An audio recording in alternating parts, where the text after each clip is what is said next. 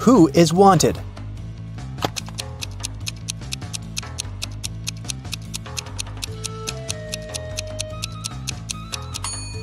The girl on the right. She has the same mole as the girl on the poster.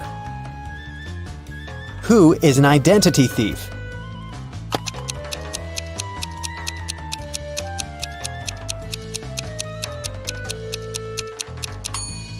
It's the man on the right. His real ID is sticking out of his backpack, which means he must be showing a fake ID.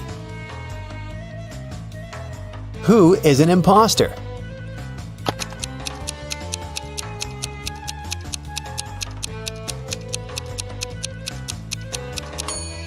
The girl on the left. The script she's reading is turned upside down. It means she only pretends to be an actress. Who is the real thief?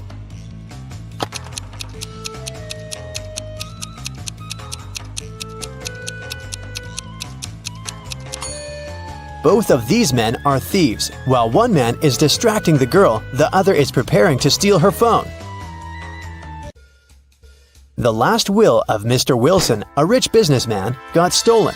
There were 5 people in the house at that moment: Mr. Wilson's wife, their cook, butler, maid, and gardener. They all told the detective what they'd been doing that evening. Mrs. Wilson was sitting by the fireplace embroidering. The cook was making breakfast. The butler was supervising several workers in the living room. The maid was sweeping the floors in the hallway. The gardener was watering the plants in the greenhouse. Right after this conversation, the detective arrested the thief. Who is the culprit? And how'd the detective figure it out?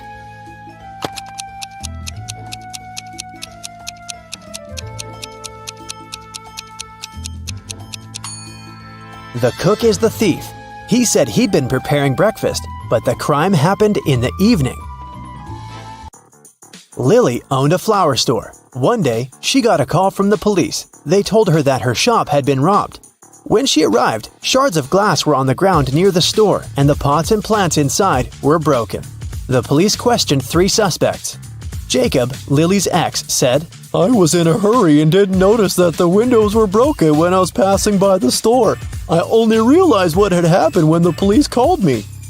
Camille, Lily's friend, said, "Lily asked me to help her with something in the store. When I arrived, everything had already been broken. I called the police immediately." Matt, Lily's ex-coworker, said, "I was walking nearby and I saw someone breaking a window and sneaking into the shop. I left my phone at home, so I ran to the police station." Can you guess who's lying?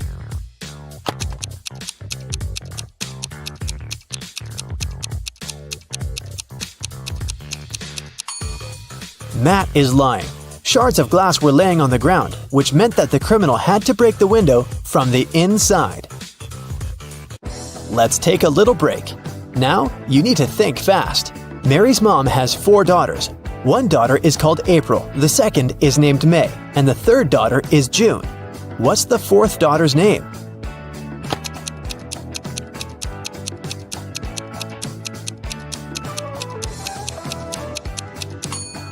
It's Mary, of course. Who doesn't belong to this list? Napoleon Bonaparte, Queen Elizabeth, William Shakespeare, Sherlock Holmes, Aristotle, Christopher Columbus, Donald Trump.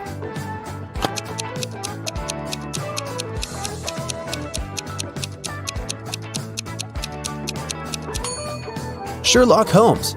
He's the only fictional character on the list. 8 girls are in the house, and each of them is busy with something. The first one is cooking dinner. The second one is lighting the fireplace. The third girl is playing chess. The fourth one is reading a book. The fifth girl is drawing a picture. The sixth is cleaning up the house. The seventh girl is watering the plants. What is the eighth girl doing?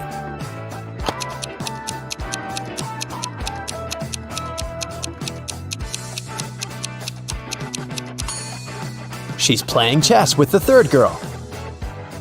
One woman turned 40 in 1850, but in 1860, she was 30 years old. How could this happen?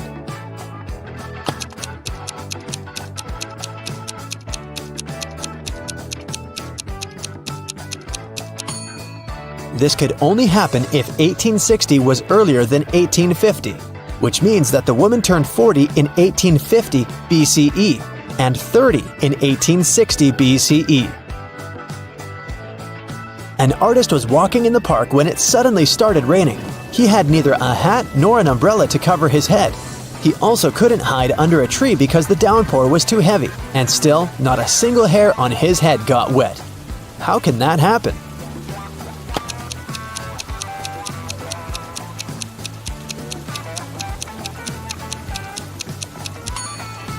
The artist was bald. Now let's get back to our detective riddles. Robert won $1 million in the lottery. He decided not to tell anyone about this, including his wife. At home, he put his money in a safe hidden behind a painting. The next day, the money disappeared. The police invited all the suspects for questioning. Emily, Robert's wife, said, "In the morning, I went to my husband's home to clean up there. The safe was open and there was nothing inside." James, Robert's business partner, said, "Poor Robert, he always wanted to win a lottery. I stayed at home all day and yesterday and watched TV." And Mark, Robert's friend, said, "I was at the gym last night, then I went home. I can't imagine why anyone would do this." The police arrested the thief. Can you guess who it was?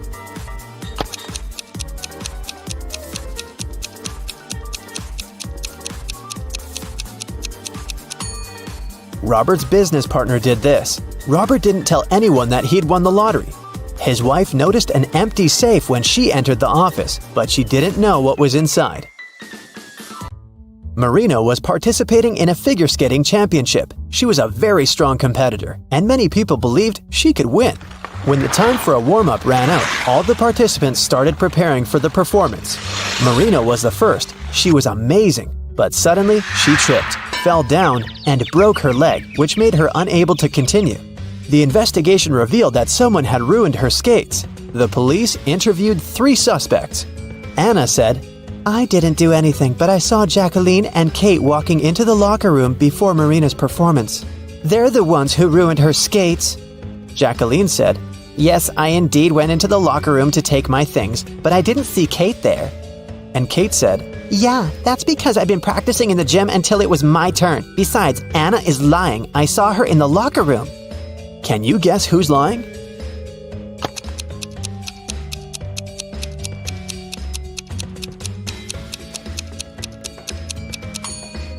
Kate. She couldn't train in the gym because the time for the warm-up had been over by the time the competition started. Here's what happened. Kate went into the locker room and ruined Marina's skates. Jacqueline came into the locker room after her, and that's what Anna saw. Jane is afraid that she might have a stalker. She brought some photos of herself and her friends to the police. The police immediately found the culprit.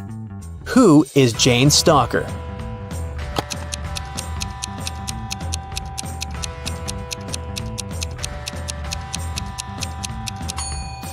Jane's friend Mike. He's the only one who is present in all the photos, and sometimes he even tries to conceal his identity. The investigation didn't have enough evidence to prove the suspect was guilty. Detective Reed decided to investigate their house, hoping to find some clues, and he actually did find something. He discovered a secret room. However, it had a combination lock and the word "idea" written above it. Do you have any idea what the code might be?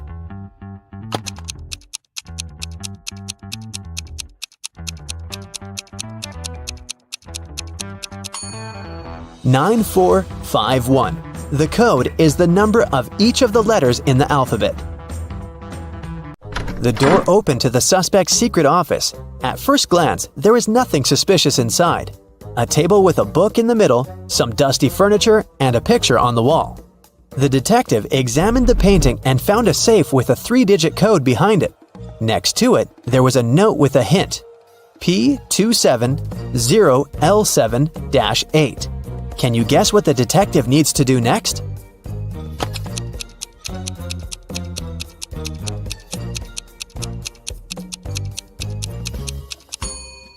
The detective realized that the note meant page 270, lines 7 to 8. He should check out the book on the table. The detective found the necessary lines on page 270. They read, After wandering through the desert for 4 days and 3 nights, I came across a couple of travelers. They fed me and gave me one of their camels. This is a clue that can help crack the code to the safe. What is it?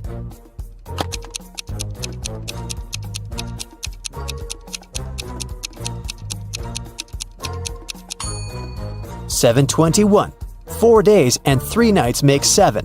A couple of travelers is 2. And don't forget about 1 camel. The detective opened the safe and found the evidence that proved that the suspect was guilty. In the middle of the night, someone stole a unique artifact from a museum. The museum guard claimed it had been a robber. Detective Riddle arrived at the crime scene immediately and questioned the guard. The man said, I was walking around the museum. Suddenly I saw a dark shadow. I called out to them, but they didn't respond. But Detective Riddle noticed that something was wrong with this story. Can you guess what it is?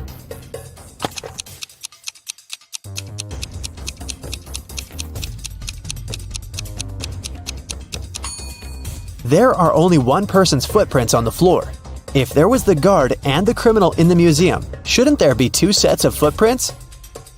Detective Riddle asked the guard what he did next. The man said, I ran after the thief and saw them break the glass door and steal the artifact. The alarm didn't go off, as they had probably turned it off. Is the guard telling the truth?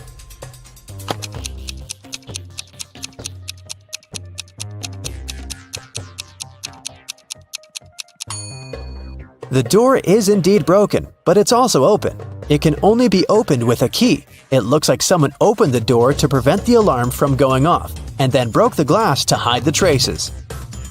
The detective asked the man what had happened next. The guard said, I ran up to the criminal and tried to stop them, but they sprayed something in my eyes, and I lost consciousness. When I woke up, I immediately called the police. Is he telling the truth?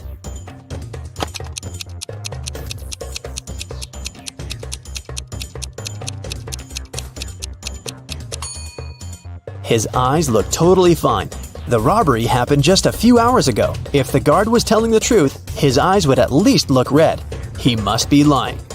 The guard turned out to be the thief and was arrested. Louis returns home after sunbathing on a beach. He turns on the stove to make an omelet. Sometime later, while he's having breakfast, someone knocks on his door. Several men introduce themselves as maintenance workers. They tell Louis about a gas leak in his apartment and ask him to evacuate immediately. Louis slams the door in their faces and calls the police. He's sure these guys are thieves. Why would Louis think that?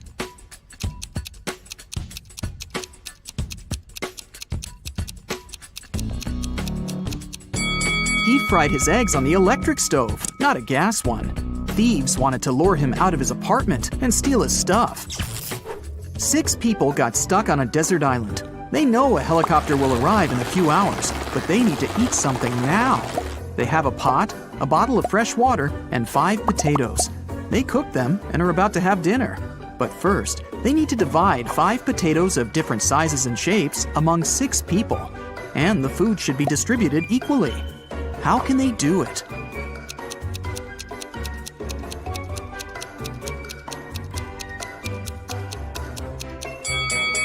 Easy. They should just prepare mashed potatoes.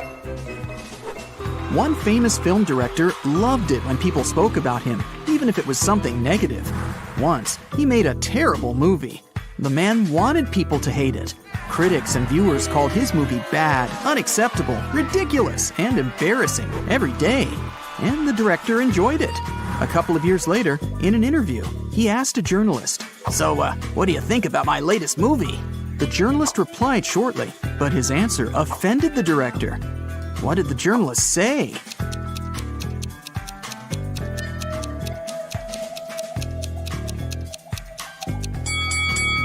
I don't remember it. 3 girls met in a cozy restaurant to discuss an upcoming party. Jessica ordered a lot of food. Sarah asked for cherry juice. Lucy took an apple out of her bag and started eating it. The waiter brought the juice and the ordered food and left. Sarah started sipping her drink from the glass, but Jessica didn't touch her meal at all. Someone's not human. But who?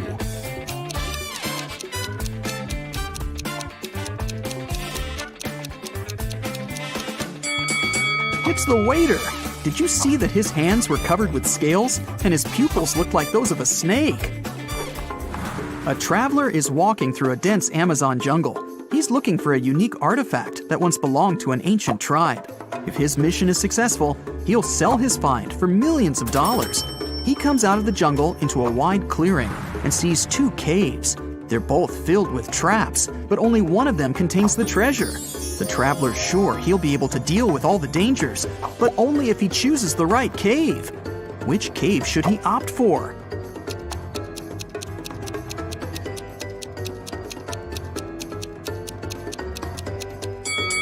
The right cave. See, the entrance is overgrown with cobwebs. This means that no one's been there for a very long time.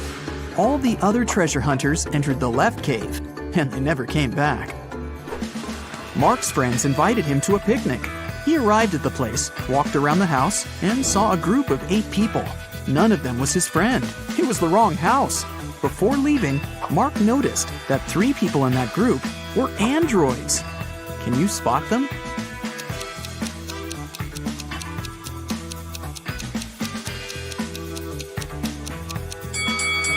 That guy is pouring a drink from a gasoline container.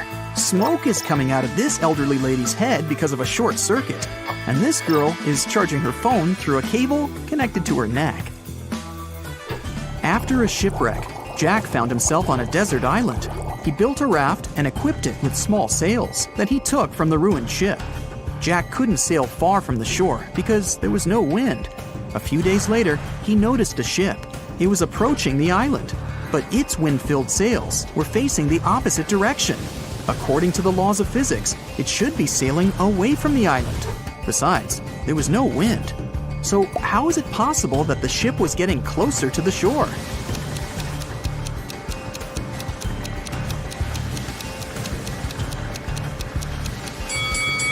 The ship was equipped with a motor.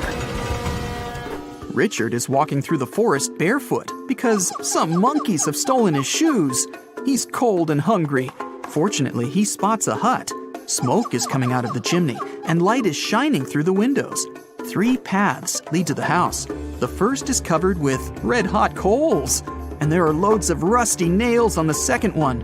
And the third path is littered with broken glass. Yikes! Which way should Richard choose?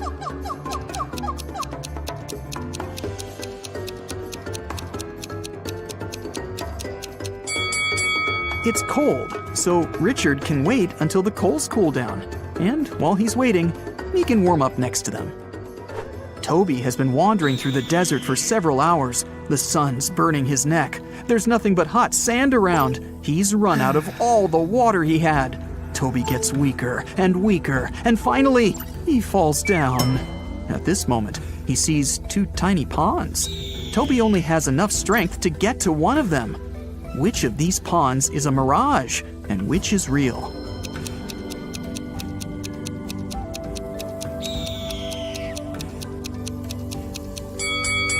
The left pond is real.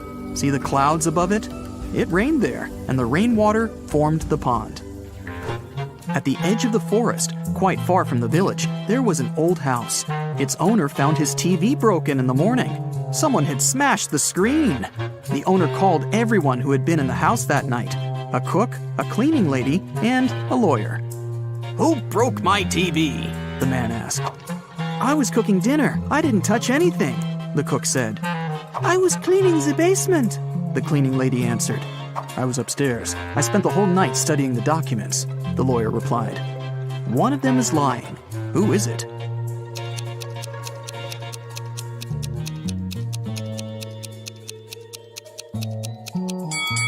The lawyer. He said he was upstairs, but it's a 1-story house. He couldn't be studying the documents on the roof all night. Tom has lost his car keys. He's searched every corner in every room, but hasn't found them. The guy goes to the farthest room, looks at the floor, and realizes the keys are hanging on the chandelier. How does Tom know that?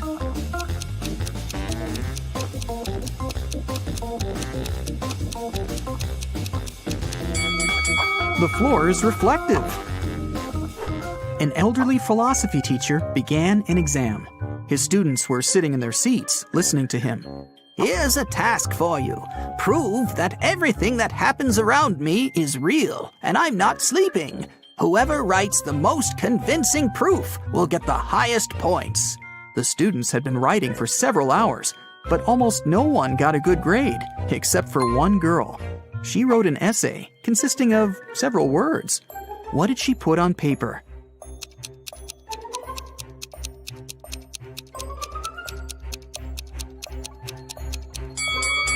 You can't read this if you're asleep. By the way, you can use this tip while sleeping. It's almost impossible to read anything in a dream. Therefore, to find out whether you're asleep or not, look at your phone and try to read something. There was an old haunted house in town. Local people were afraid to go there, but one day, 3 girls and 2 boys decided to check that place out and record whatever was happening there. They approached the scary building, but one guy, Rob, refused to come in. He said he would wait for his friends outside. The rest of the group went into the house. Rob was nervous. After waiting for them for a few minutes, he was ready to call someone for help. But all 4 girls and 1 boy returned at this moment. Rob realized there were ghosts in the house and ran away from there. How did he know that?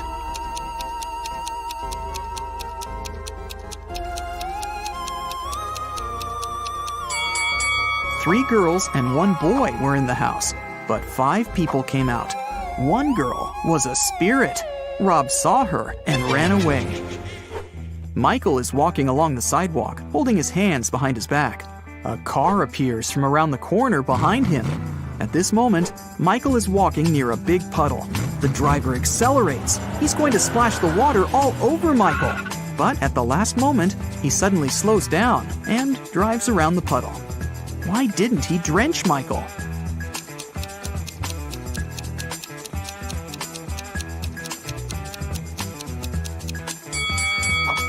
Michael was carrying a brick behind his back.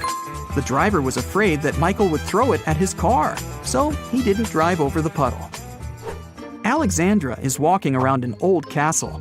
There are lots of portraits of kings and queens on the walls. The corridor is lit by candles.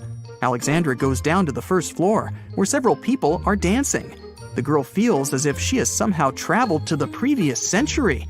But wait a minute, this is all fake. How did the girl understand that?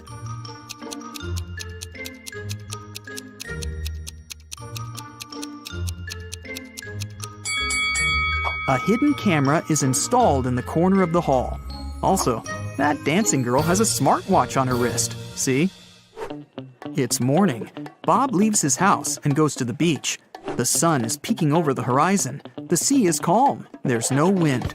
Bob sits down on the sand, closes his eyes, and begins to meditate. Several people come up to Bob and sit down next to him to meditate too. Bob opens his eyes, sees them, and realizes that something's wrong with these people. But what?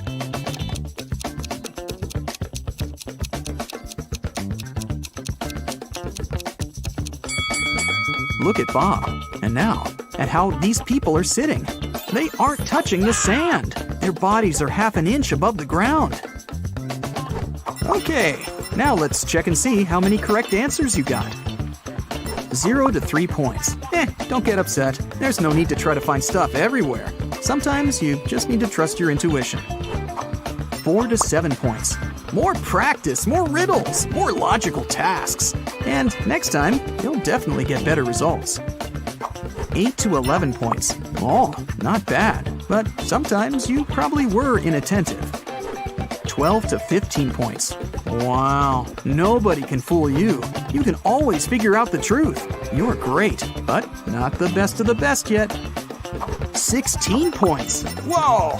You are the king of riddles. You always remain attentive to details. And also, you have awesome intuition.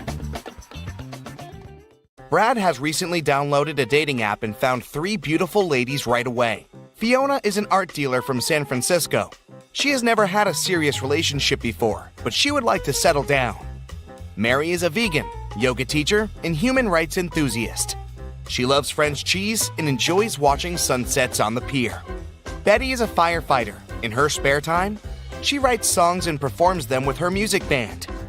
Brad likes them all equally. Can you give him advice on who he should invite on a real offline date?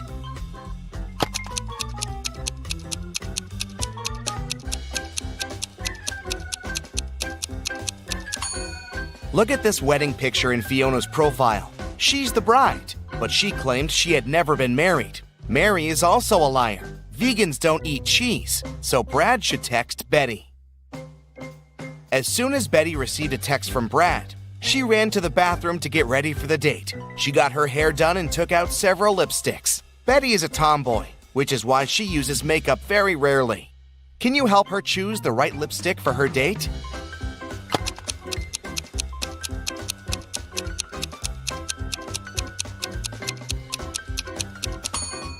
This lipstick is way too old. Look at the date. It was made in 1999 and expired a long time ago. And there's a spider inside this lipstick. Betty should choose the second one. Meanwhile, Brad took a shower and prepared to put on his favorite white shirt. But when he pulled it out of the closet, he discovered that someone had stained it with chocolate. Brad questioned his 3 brothers. Jim said he'd been cooking dinner in the kitchen. He didn't even come into Brad's room that day. Bill said that he entered Brad's room about an hour before to borrow a charger for his phone. And Mike said he'd been partying with his girlfriend all day and had just returned home. Who is lying?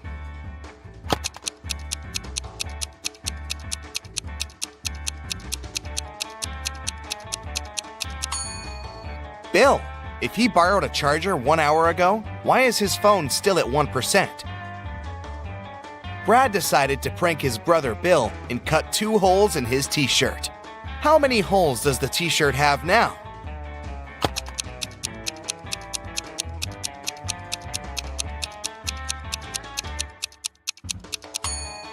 8. These 2 holes are cut through the t-shirt. That makes 4 holes in total. Plus, there are 2 holes for the arms, 1 for the head, and 1 at the bottom of the t-shirt. Betty and Brad met in a restaurant. It was love at first sight. A waiter came over and said, "Good evening. What would you like to eat?" Betty answered, "I'd like something that is red, but it can be green at times, and sometimes it's yellow." The waiter cracked her riddle immediately and brought her the food she'd ordered. What was it?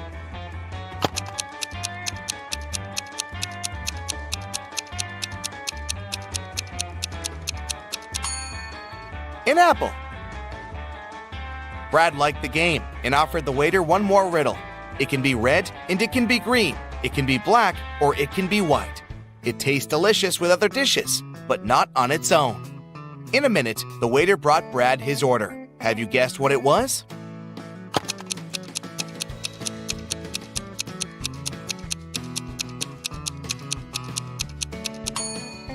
Pepper. After dinner, Brad and Betty went for a walk in the park. They were so focused on each other that they got completely lost. They began looking for a way out and came to this weird crossroad. There were 4 different roads. Each road had a sign, but the signs had no words. Still, Brad and Betty knew which path to take. What about you?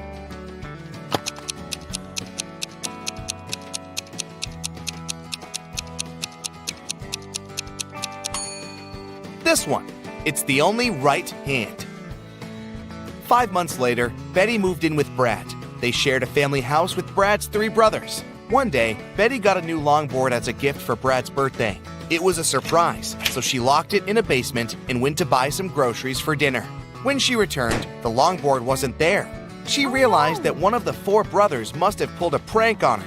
Brad said he hadn't seen anything. Jim said he'd noticed the longboard while walking past the basement, but he'd been in a hurry to get to his training. Mike said he had spent the day downstairs baking cookies for his scientific club. And Bill said he'd been on a business trip. Who is behind the mysterious disappearance?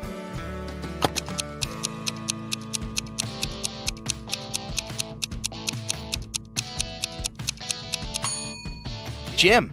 Betty locked the room. It means he couldn't see the longboard unless he broke in. Brad's brothers came home after work and met Brad in the kitchen. The guy was anxious because Betty was missing. The brothers asked him to tell them everything in detail. Brad said, "Well, she made me a birthday cake with ice cream this morning. I wanted to try it, but she said we'd eat it in the evening. We argued a bit. Then I went to work. When I got back, she was gone." As soon as the brothers heard Brad's story, they called him a liar. Why?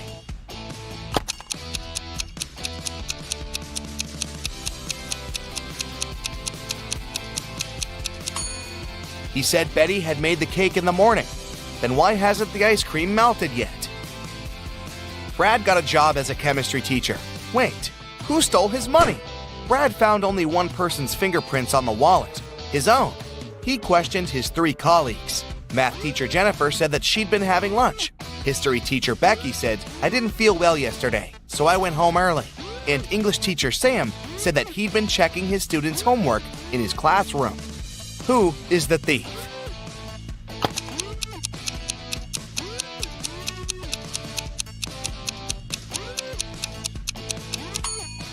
The history teacher. She used gloves to steal the money and then threw them in the trash. Betty and Brad were walking down the street. Suddenly, they met a weird-looking guy. He introduced himself as a magician and asked, "Do you guys want to get rich? Crack this 3-digit code, and the money is yours." He gave them a heavy suitcase with a combination lock and a piece of paper with this riddle. A. 548. In the first line, one number is correct and well placed. B. 530. In the second line, nothing is correct. C. 157. In the third line, 2 numbers are correct but in the wrong places. D. 806. In the fourth line, 1 number is correct but in the wrong place. E. 647. And in the fifth line, 1 number is correct but in the wrong place. Can you help the guys?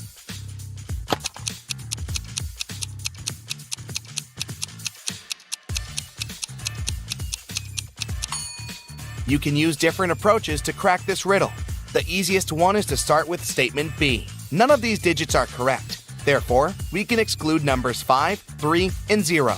In statement C, we're told that 2 numbers are correct, but in the wrong places. We can conclude that numbers 1 and 7 are in the final code, but we still don't know the order. Now let's take a look at statements D and E. In both of them, 1 number is correct, but in the wrong place. We already know that 7 is in the code. It means the remaining digit can't be 6. Then it must be 8. Look again at statement A. Since the correct number is 8, it must also be correctly placed. In statement C, we have 2 correct numbers, but they're in the wrong places. Since the third position in the code is already occupied by 8, we can only have one option. 7 should go first, and 1 should be second. Then the correct code is 718. Brad and Betty opened the suitcase. It had $50 million inside. They quit their jobs and went on vacation right away. They checked into a fancy hotel and went to their room to get some rest after a long, exhausting flight. In the evening, they went downstairs to have dinner in a cute Chinese restaurant. But one of the guests is not human. Can you spot who it is?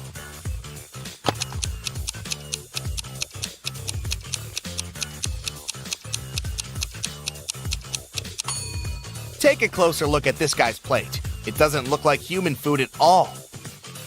When Betty and Brad returned to their room after the meal, they discovered that all their money and gadgets were gone. Oh, no. The hotel security manager asked 3 guests the same question. What were you doing within the last 2 hours? Dan said that he had spent all evening in the swimming pool area. Courtney said she'd been chilling in her room with her besties and had nothing to do with the robbery. And Henry said he had just returned from a party in another part of the city. Who's the thief?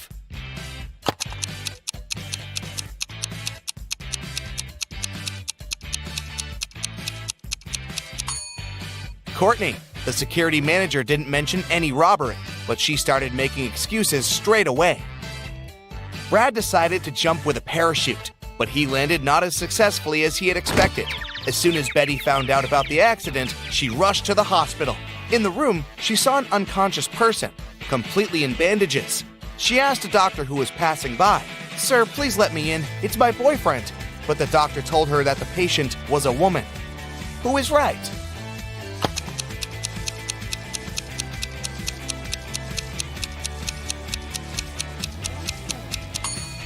It's a man. Look at the name tag on his bed.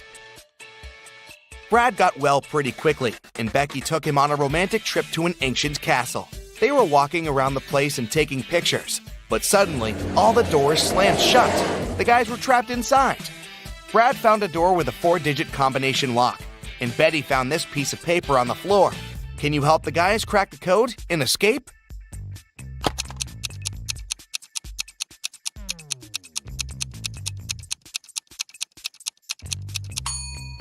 The correct code is stop. Take the first letter of September, the sixth letter of August, the first letter of October, and the second letter of April, and you'll get the word stop. Detective Thomas went camping with his friends. At one point, he went to get some firewood. When he got back, he saw one of his friends, Alice, lying on the ground unconscious. There were 3 other people in the camp: Julie, Alice's friend, Mary, Alice's sister, and Adam, Alice's boyfriend. Thomas asked all of them to show him their belongings. Look at their stuff and try to figure out who has something to do with the state Alice is in.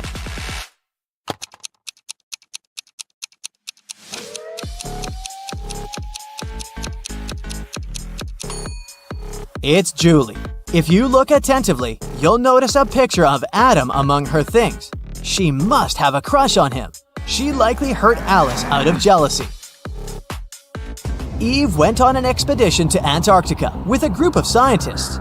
3 days into the expedition, Eve woke up and found out that all of her colleagues were missing. The only thing she found was an envelope. Inside, there was a letter. Apparently, a crazy scientist had taken her friends, and now Eve could only save them by cracking his riddles. Here's the first one. How many months have 28 days? The number you'll get is the number of feet you'll need to walk before you start digging.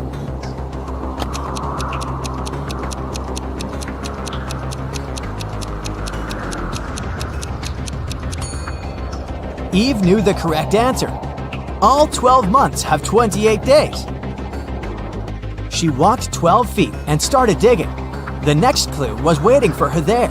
It was a bag with a book, a can of paint, a screwdriver, and a note that said that the scientist had locked Eve's friends in his lab in a cave.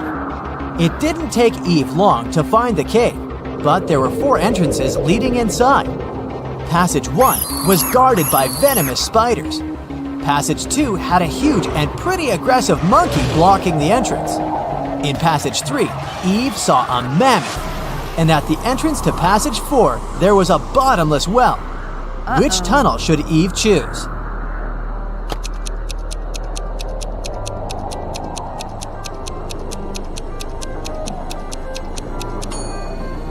The third one. Mammoths have been extinct for thousands of years, so the animal the girl sees is likely a hologram. Eve entered the lab and saw a dog inside, but it wasn't a regular dog, it was a robot dog. Barking, it ran after Eve. The girl remembered she had a book, a can of paint, and a screwdriver in the bag she had found. What can she use to get rid of the robot?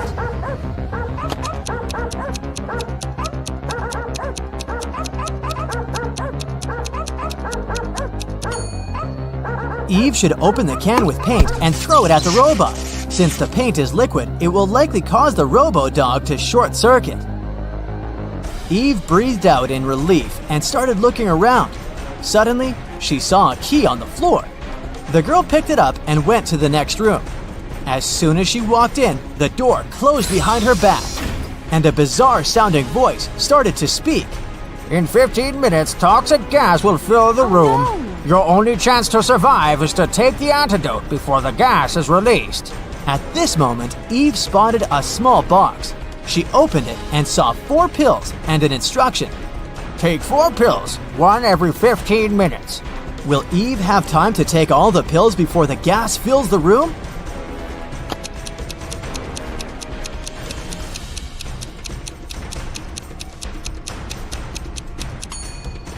Yes, absolutely. The first 15 minutes will start after she takes the first pill, so taking 4 pills will take her 45 minutes. Eve got out of the room and finally found her friends, all tied up. She immediately set them free, but they needed to get out of there as soon as possible. They saw 3 doors leading outside. Behind the first door, there were hungry polar bears. Behind the second door, the air was so cold it was impossible to survive there. And behind the third door, there was a waist-deep lake with piranhas. Which way should the friends choose?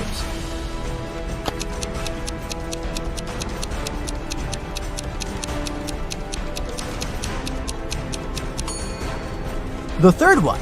The lab is in an ice cave, remember? the water in the lake will be frozen. They will simply walk on the ice and get out of the cave. Freedom! Detective Tina received an emergency call from the local museum. Someone had stolen an exclusive scarab brooch from ancient Egypt. First of all, Tina checked all security cameras. This is what she found. Can you spot the thief just by looking at these two pictures?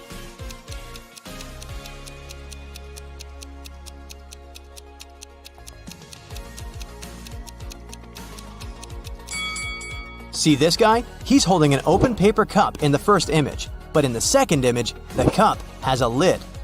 The guy hid the stolen brooch in his paper cup. Detective Tina hurried to the crime scene. When the brooch disappeared, the museum security system locked all visitors inside the building. But the guards didn't find the suspected person among the visitors. How did he escape? Have you guessed?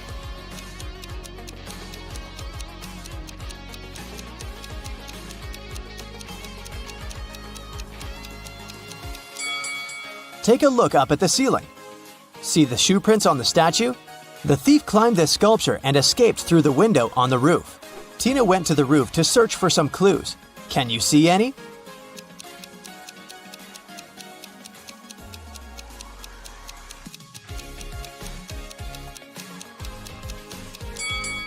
The thief left the cup on the roof.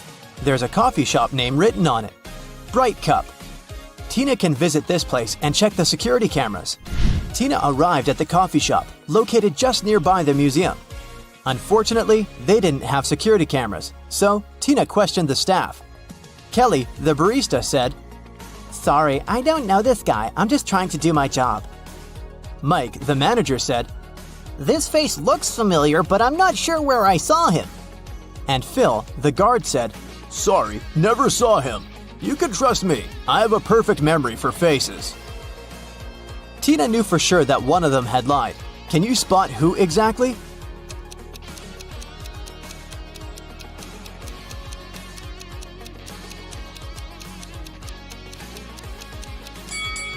Kelly, look at her iPad. There's an incoming call from her boyfriend.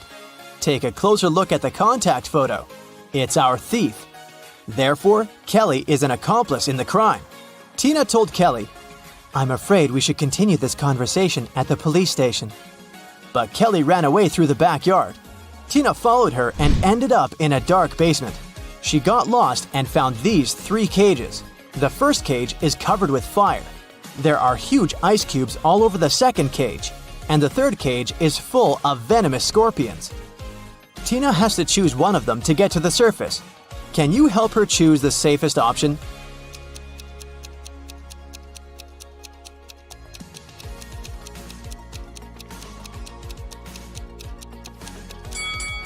The cage with the ice cubes. She can get cold, but it's still safer than the other 2 cages. The police caught Kelly and brought her to the station. During interrogation, Kelly told Tina 4 facts. First of all, this guy's name is Alex. Secondly, he's my ex-boyfriend. We don't get along anymore. We went to the same college and met in history class. And finally, I don't know why he'd stolen this stupid brooch. One of the facts is false. Can you guess which one?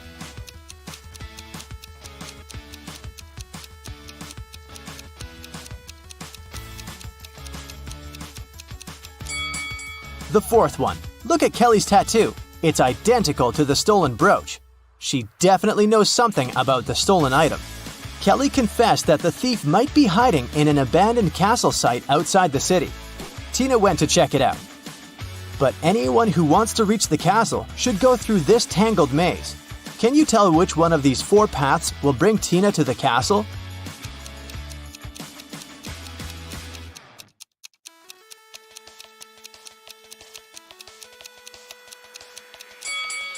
The first path leads to the pond with crocodiles. The third one leads nowhere. And the 4th way goes back to the beginning. So Tina should choose the second path. Tina entered the castle and saw a room full of ancient artifacts. She spotted the thief right away. What about you? Can you see him?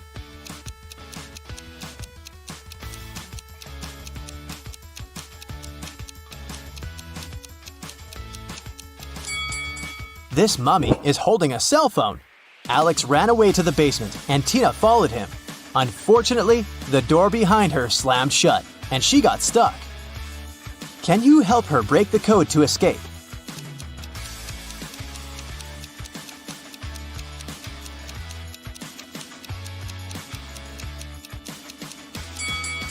A calendar on the door says, "You force heaven to be empty." If you read the sentence again, you're going to hear a 7-digit code. U, 4, 7, 2, B, M, T. In the next room, Tina got stuck in another trap. The creepy voice explained, "If you press the right button, I'm going to let you go. But if you choose the wrong one, you'll stay here forever. You've only got one chance to escape. Good luck." Which button opens the lock? Have you guessed?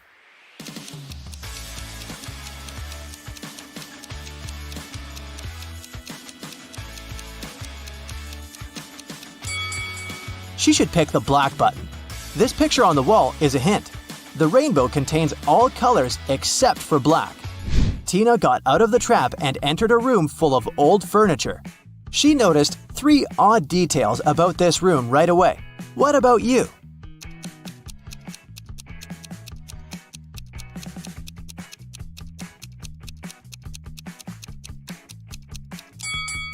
There are books in this burning fireplace, but they don't burn.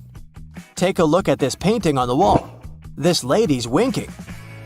And the reflection in this mirror doesn't match the room at all. Tina found Alex near these underground gates leading to an ancient underground city. He explained that the scarab brooch hid a secret key, but there are 4 different locks on the gates. The guys only have one attempt to choose the right one. Which lock should they pick?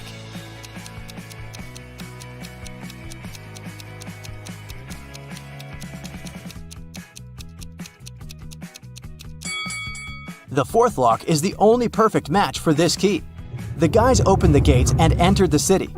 Alex had a map, so he ran away to find the treasures and left Tina alone. She looked around and noticed a 3-way road pointing to the north, west, and east. Tina didn't know where to go. Suddenly, she saw a lady. The local citizens always reply truthfully, but they answer only one question if they're talking to a stranger. What should Tina ask to figure out the right direction?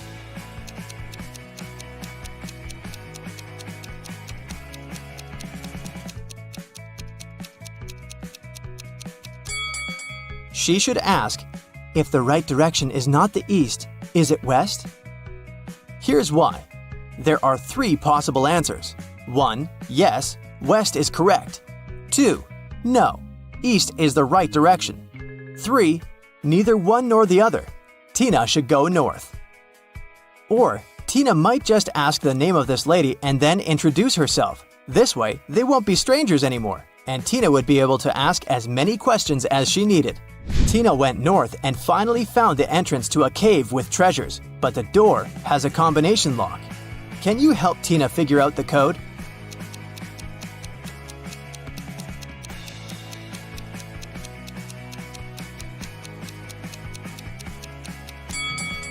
Take a look at these figures.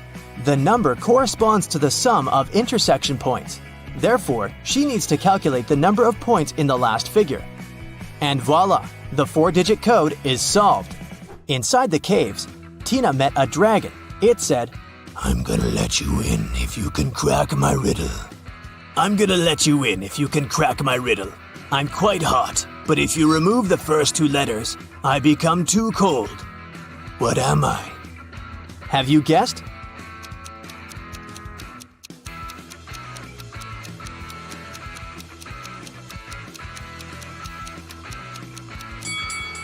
The correct answer is spice. When we take away the first 2 letters, it turns into ice. To find the treasures, Tina has to walk through this round maze. She only has 10 seconds to choose the correct way. Can you help her out?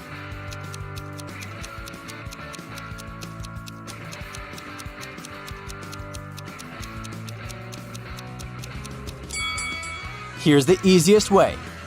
Tina found 3 doors in the center of the labyrinth. Each door leads to treasures. But each way also hides some danger. The first path is filled with poisonous gas. There are thousands of toads and bugs behind the second door. They crawl all over the floor and walls. And a hungry lion is hiding behind the third door. Which way should Tina choose?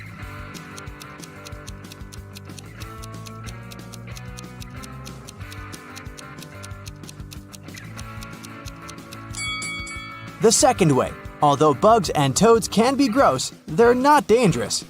Tina took the treasures and headed home. Suddenly, she met Alex. Tina decided to trick him and offered him a deal. If you manage to solve my puzzle, I'm going to give you 100% of the treasures. But if you fail, you'll get nothing and go to jail. Here's the riddle. Move just one match to point this giraffe in a different direction. Alex failed to crack this riddle. What about you?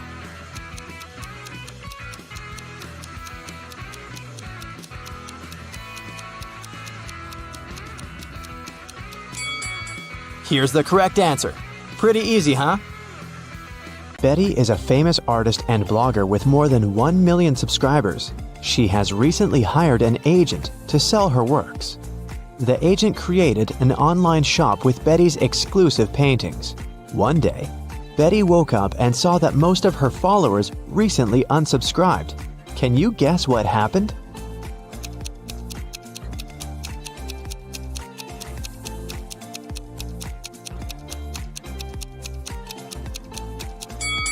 Take a look at the items in Betty's shop. Van Gogh painted the Starry Night, not Betty. The agent tried to sell fake art through her shop. The next day, Betty visited her favorite cafe. She made an order and went to the ladies' room to wash her hands. She found this beautiful ancient necklace. 3 people approached her to claim the jewelry. Helen said, "This piece belonged to my grandmother. Emeralds fit our green eyes perfectly. Give it back." Fiona said, "My necklace used to have a weak lock. It must have been broken when I was combing my hair." Julia said, "Hey, it's mine. I lost this necklace in the ladies' room." Who should Betty give the necklace to?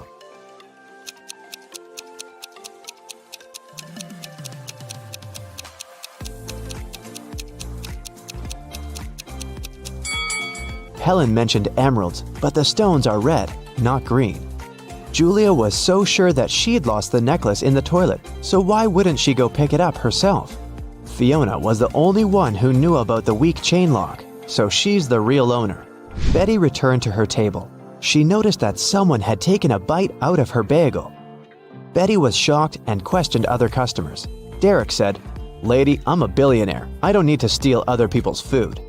Zach said, "I'm allergic to gluten. I don't eat any pastries."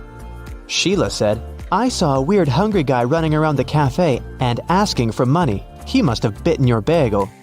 Who's lying?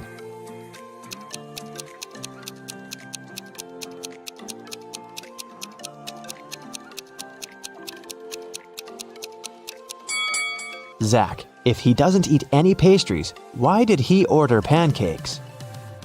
Fiona wanted to thank Betty for the necklace, so she bought her lunch. The women sat down together and began to talk. Betty asked Fiona about her job. Instead of answering, Fiona showed her family tree. Can you help Betty figure this out?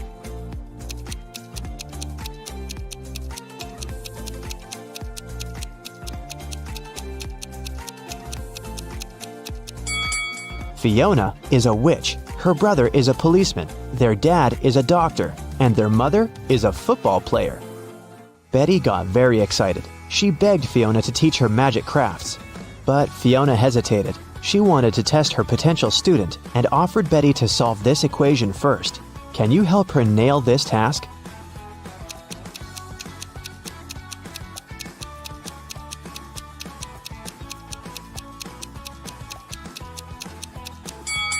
Many people fail to solve this equation because they don't pay attention to details. In this puzzle, every emoji, including the witch, wand, and the broom, symbolize different values. Before calculating the equation, let's find out the value of single things. First, calculate the value of one witch. It's 15. Now let's figure out the value of one wand. As you can see, it equals 7. And now let's do the same thing to the brooms. This task is tricky because there are 4 brooms in this equation. So, if 4 brooms are worth 12, then 1 broom will cost 3. Now let's take a look at the final line. The witch doesn't carry around any broom or wand. Therefore, the value of an empty-handed witch is 5. And now, we're ready to solve the equation. And the correct answer is 73. Great job! Betty gave the right answer, and Fiona took her home. There's a beautiful garden maze on Fiona's land. She teleported Betty to the center of the maze and gave her this map. Betty must find a black cat. Otherwise, she's gonna stay in this trap forever. Can you help Betty out?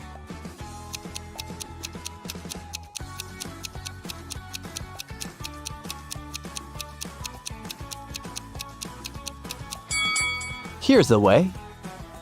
Betty wanted to run back to the castle as soon as possible. Suddenly, a creepy zombie started chasing her. It looked hungry. Betty was running away and noticed 3 paths. The first path was covered by poisonous acid, the second path by bugs and maggots, and the third path by thorn bushes. Which way should Betty choose?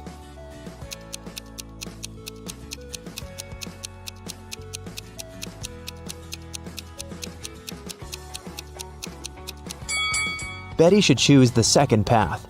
Bugs and maggots are gross, but they're harmless. Fiona asked Betty to serve dinner for a witch party in her castle. Can you count how many witches have arrived at this event?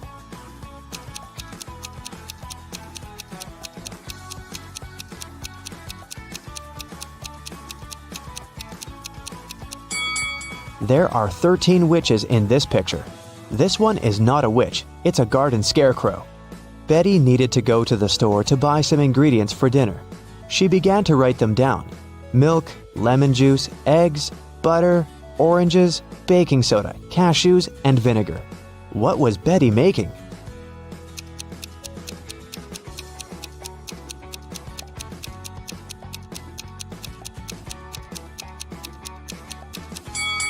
Have you guessed? Betty was making a shopping list. Are you ready for a new detective journey? Then buckle your seatbelts and let's go. Mary was walking through the park when she spotted a hungry kitten. The woman decided to share her snack with the animal.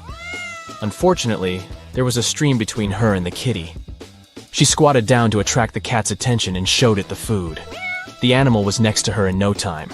There was no bridge over the stream, and still, the cat wasn't wet. How is it possible?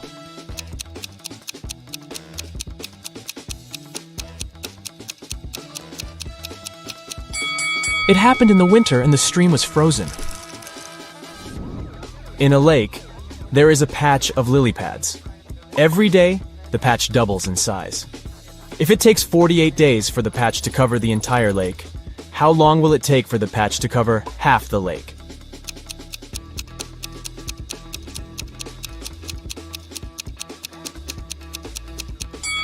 The patch doubles in size every day. So on the 47th day, the patch will be half the size it is on the 48th day. You are in a place called Bobby's World, and there is only one law there.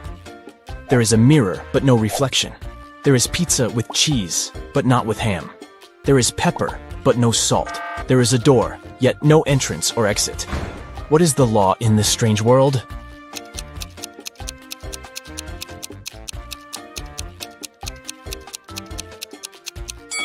Everything in Bobby's World must contain double letters in its name. Kenneth was hungry. Oh my God! He found a nice diner that served burgers and bought one. After a waiter brought him his order, Kenneth went to the bathroom to wash his hands. But when he came back, his burger was gone. The guy looked around the diner and understood who had taken his lunch. Can you figure it out?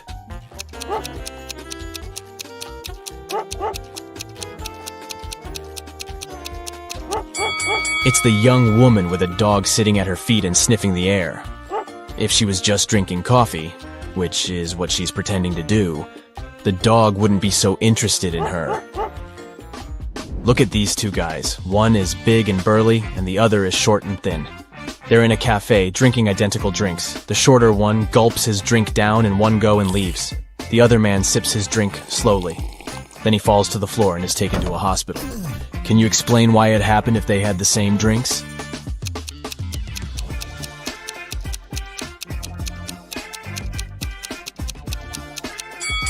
The drinks contained poisoned ice cubes.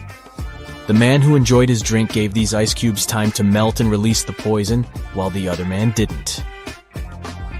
An Arab sheikh told his two sons that they had to race their camels to a distant city to see who would inherit his fortune. The one whose camel arrived last would win. After wandering aimlessly for days, the brothers asked a wise man for advice. After listening to his opinion, they jumped on the camels and raced as fast as they could to their destination. What did the man tell them?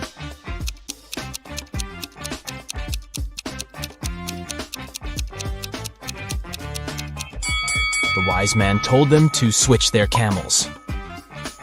Look at these two guys.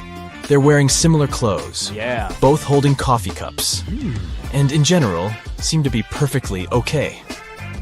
But one of them is a werewolf in disguise. Which one?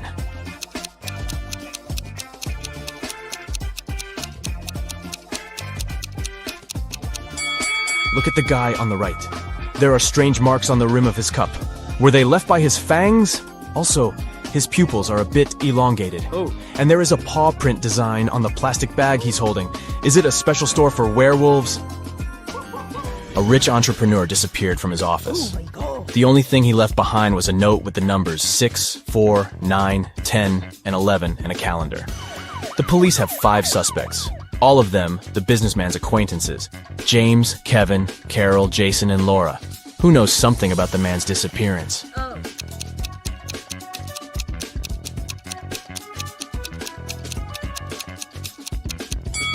Jason. The numbers mean months of the year, and the first letters of these months make up his name, Jason. A furious traveler at the airport claimed the contents of his baggage had disappeared. When I got my suitcase, it was empty. I want you to compensate for what I've lost. After checking the passenger's info, airport security found out that he had indeed left London with a heavy suitcase, and now his bag was empty and a bit wet. The whole situation was suspicious. Can you figure out what happened?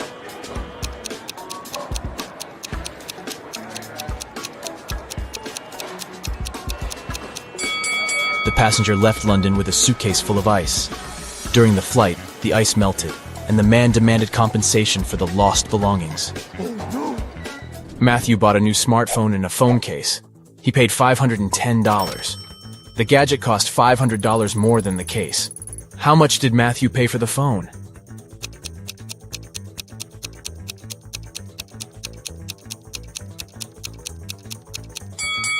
He paid $505. Last night, on a full moon, several people disappeared in the city. Locals believe that the kidnapper was a werewolf, and you are invited to investigate this case. There are 3 suspects, Jack, Levi, and Luke, but all of them have alibis.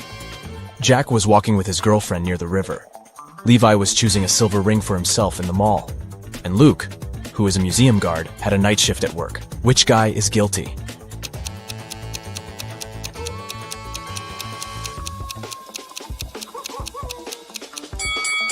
Jack was walking under a full moon and didn't turn into a werewolf. Levi wasn't afraid to put on silver rings. The werewolf and potential kidnapper is Luke. Detective Black's assistant, Josh, was late for work. Oh. When he arrived, he told his boss the following story. I was driving along the highway when I saw an unconscious man lying on the left side of the road. I picked him up and took him to the nearest hospital. Finally, he came to his senses. He told me he had been pushed out of a moving vehicle, but the bag with all his money and documents was left inside. Strangely, Detective Black told Josh that the man had lied to him. How did he figure it out?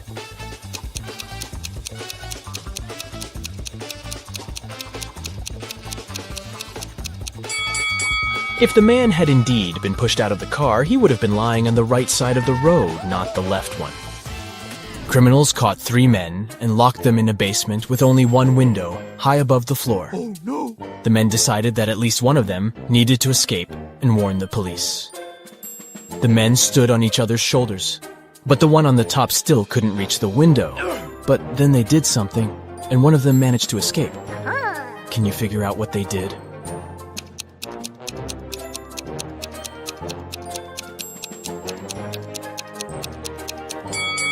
The tallest of them climbed on the top. And since, proportionally, this man also had longer arms, he managed to reach the window. You find yourself in a room with no windows. There are 3 doors leading out of the room. Suddenly, a big screen on the wall lights up. You read, "Behind each of these doors, there is some danger. The first door leads to a scorching hot desert. Several steps, and the sun will burn you. Behind the second door, there is a hungry alligator that hasn't eaten for a year. And the third door hides a pool with icy water. To get to freedom, you'll have to swim across it. Which door should you choose to survive?"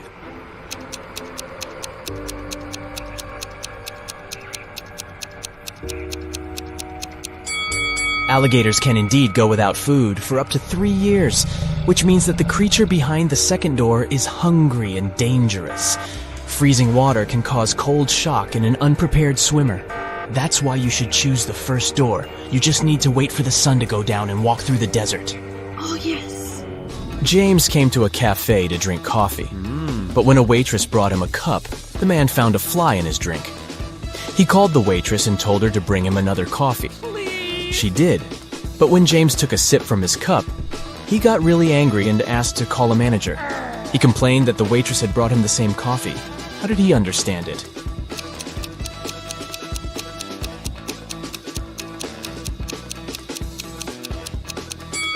The new coffee was already sweet because James had already put sugar in his first cup before finding the fly.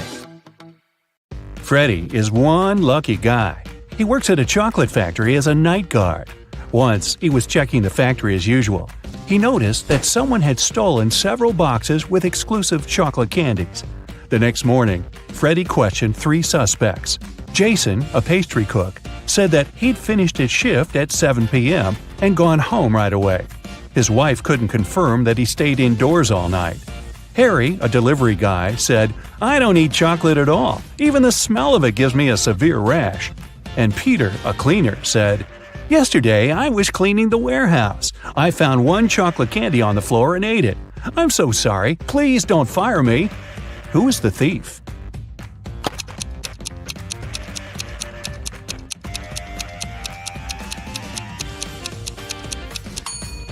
Harry.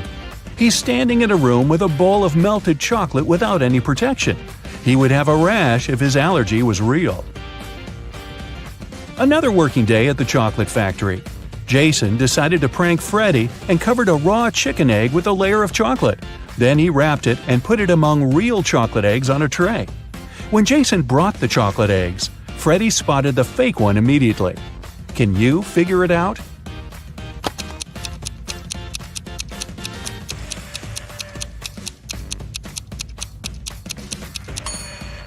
The real chocolate eggs are hollow inside, so they were rolling all over the tray when Jason was walking. But the raw egg is heavier, and it didn't move much.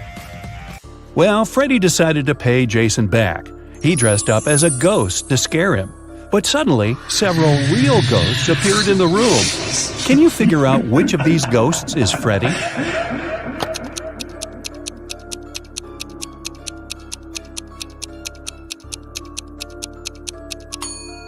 This guy over here. He's the only ghost who is not transparent at all. One evening, the factory was celebrating its anniversary.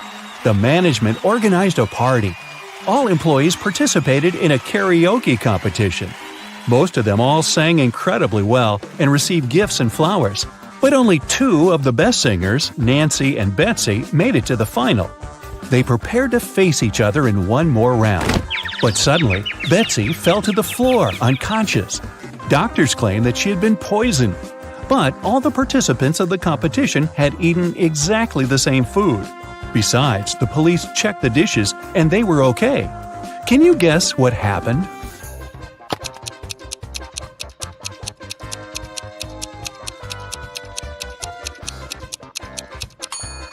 Someone poisoned Betsy's flowers.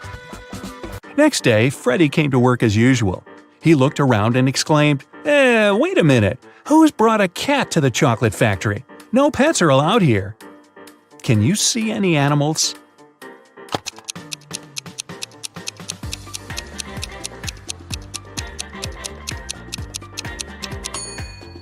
Here it is. The cat got scared and ran away to another room. Freddie followed it. Can you spot the cat now?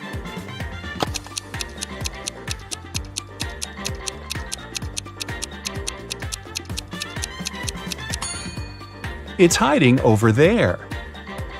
And again, Freddy failed to catch the cat. It ran out of the building and hid in the garden. Can you help the guy find the cat?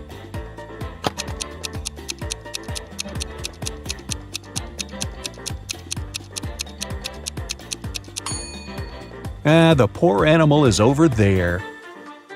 Freddy caught the cat and found a small note attached to its collar. It had contact information. Freddy called the cat owner, but no one answered the phone. So, after work, Freddy took the cat and went to the address mentioned in the note. It was a creepy castle. The door was locked and required a password. Can you help Freddy crack the code using this hint?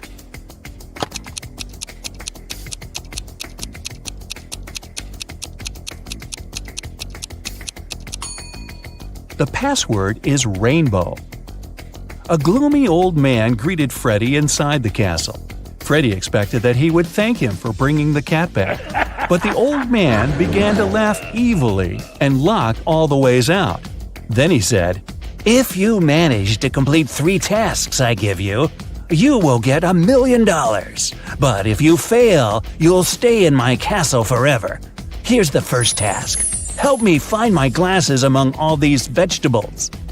Can you help Freddy?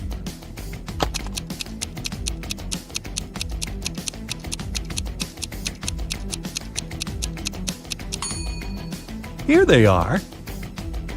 The next task from the old man was to cook a potion and do it in the correct order. He gave Freddy this recipe. Can you help the guy?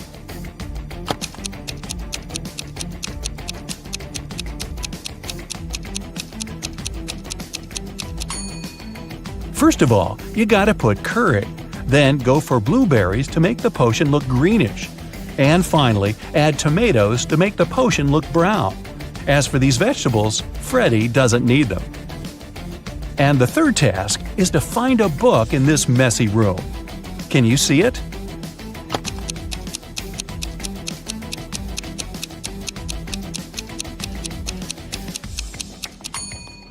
It's half hidden inside the sofa. The old man gave Freddy his money, showed him the exit, and disappeared. But when Freddy tried to leave, he realized that the door was locked. It had a combination lock. Freddy found this mysterious note nearby. He has to get this right or he might stay trapped for a long time. What code will open the door?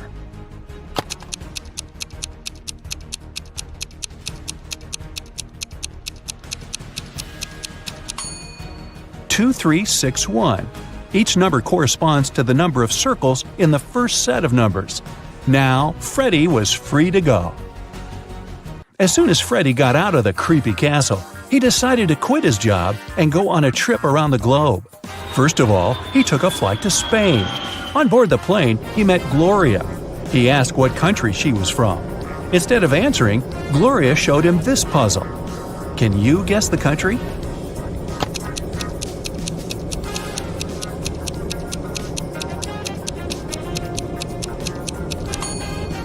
That's right, she's from Ireland.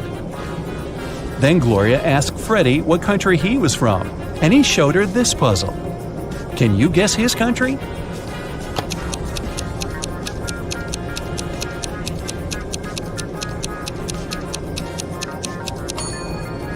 Cuba. Freddy landed in Madrid and went for a walk. He hadn't rented any hotel in advance, so he just wandered around the city, searching for a nice place to stay. Suddenly, Freddy noticed this cute little hotel and entered it. Big mistake.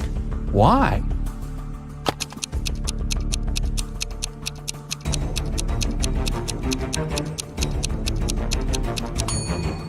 See this zombie in the window? This place doesn't look safe.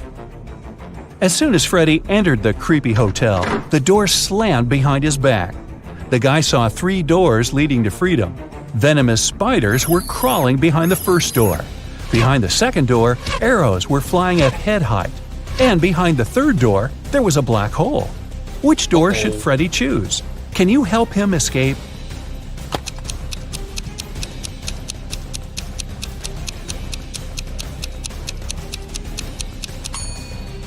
He should choose the second door. He can crawl under the arrows.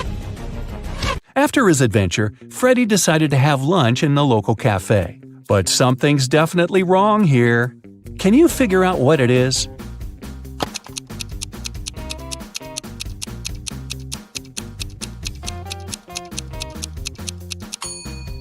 Look at this window. The view of the street is upside down. The waiter came over to Freddy to get his order.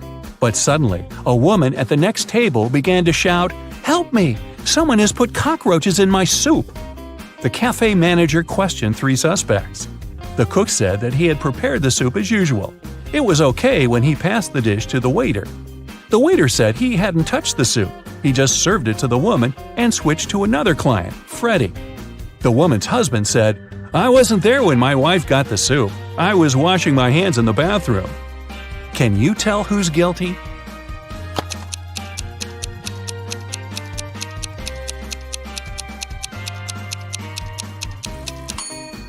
No one. Take a look at the ceiling.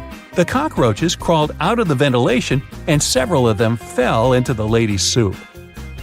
Freddy used a special app to rent a luxury apartment in Madrid. He found 3 options that he really liked. Mariana offered a cozy 2-story studio with a beautiful view. Diego had a penthouse near a park. And Camilla offered a high-tech villa. Which option should Freddy choose?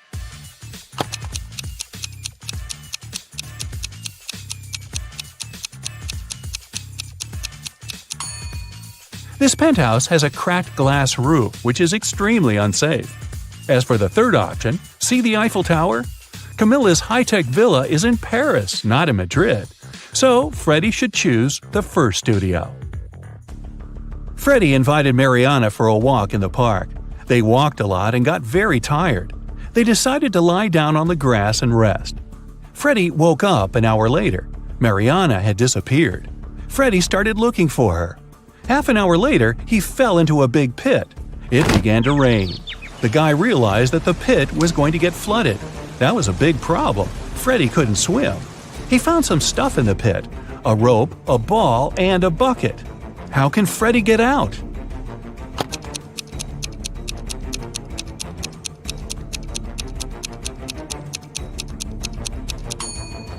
The ball will float up to the surface, and so will Freddy if he holds on to it.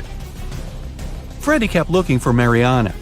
He came across a wizard's castle. The wizard had caught the girl and turned her into a frog. Freddy had to help her. The guy and the Mariana the frog found the wizard's book of potions. It described all the necessary antidotes. But first, the guys needed to understand which potion the wizard had used on Mariana. Freddy looked through the book. The first recipe included a slice of pumpkin, a slice of green apple, an orange wedge, and half a kiwi. The second recipe required a chamomile petal, 3 garlic cloves, and half of a red apple.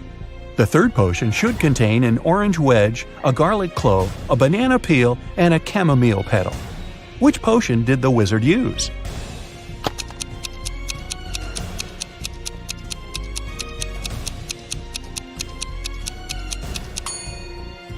Take a look at the ingredients on the shelves.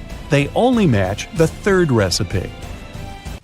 Freddy helped Mariana turn back into a human. The wizard got very angry and teleported Freddy to jail.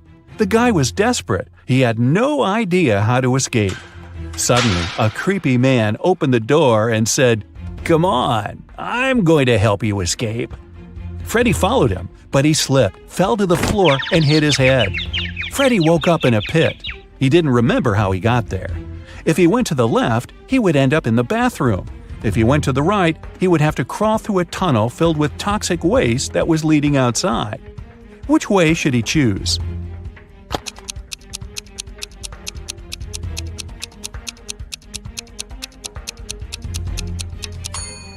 Freddy should go to the right.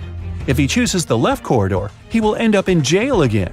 Look, this bathroom is on the territory of the jail. Freddy escaped, took a shower, and called Mariana right away. The wizard picked up the phone and said, "I have created enough evil clones of Mariana. I don't need her anymore. You can take her home now." Freddy rushed back to the wizard's castle and saw 4 Marianas. Can you help him find the real girl?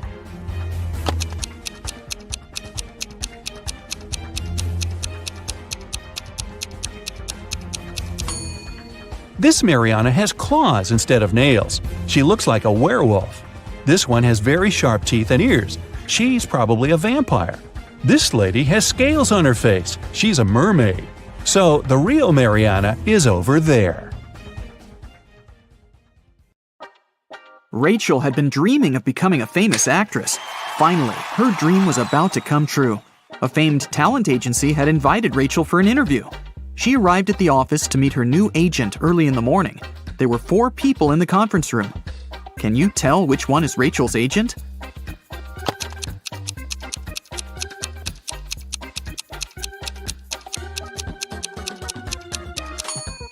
This guy is the only person who doesn't have an employee badge, so he's probably a guest. This man is wearing a classy, expensive suit, but he brought coffee for everyone, so he's an assistant. This lady's mug says, "World's Best Lawyer," so she's probably responsible for legal issues. And this relaxed lady over there is Rachel's agent, Zoe. Zoe offered Rachel to take a seat. Which place should Rachel choose?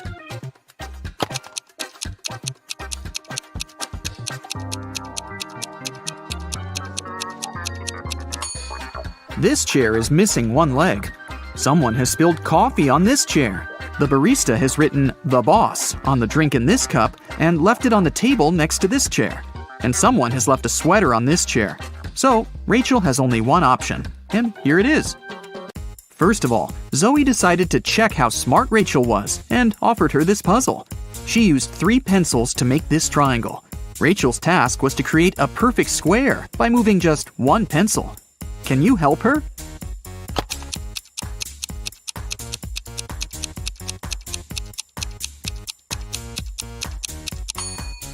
Here's the answer. After the meeting, Zoe unboxed a delivery from a popular writer. He sent Zoe his new masterpiece in secret.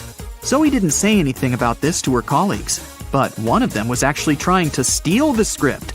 Can you guess who this person is?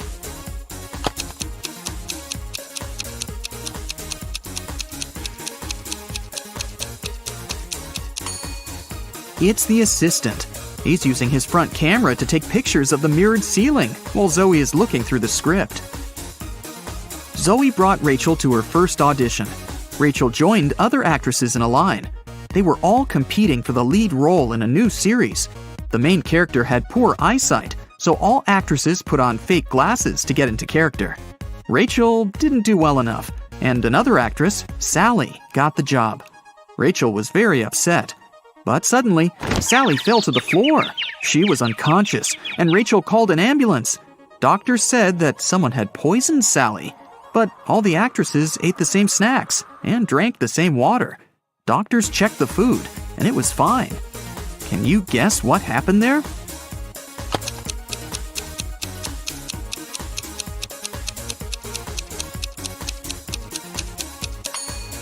This actress gave Sally a wet wipe to clean her glasses. The wipe was poisoned. The next day, Rachel arrived at a theater to meet Stan. He was a famous director. She noticed 5 weird things about this place right away. What about you? Can you see them too?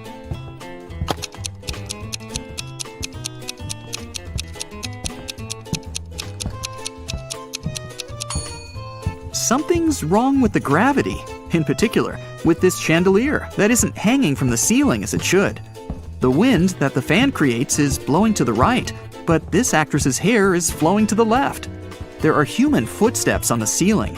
The spotlights are red, but the lighting on the stage is blue. And this ballerina's shadow is falling in the wrong direction.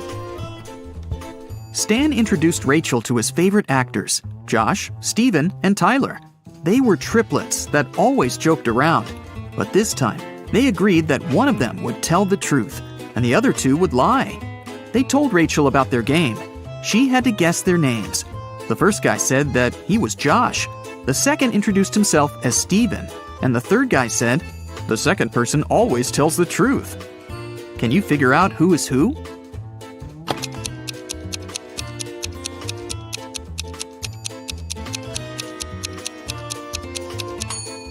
If the third guy is telling the truth, then so is the second. But only one brother was supposed to be honest. So the third guy must be lying. This means the second brother is lying too. So then, the first guy must be telling the truth. He is Josh. The second guy is neither Josh nor Steven. He's Tyler. And the third brother is Steven.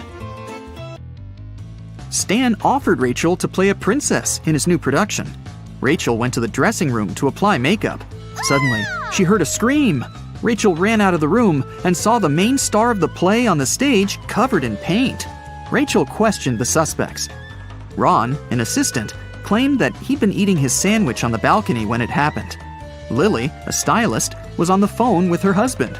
And Stacy, a cleaner, said she'd been cleaning the bathroom at that moment. Who's guilty?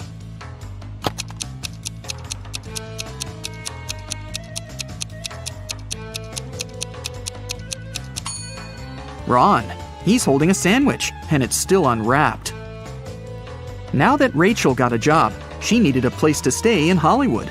She started looking for an apartment and went to 3 agencies. Each agency showed her one apartment. Rachel liked them all, but when she examined the apartments, she realized that there were scammers among the realtors. Rachel looked at the documents attentively. Which apartment should she choose?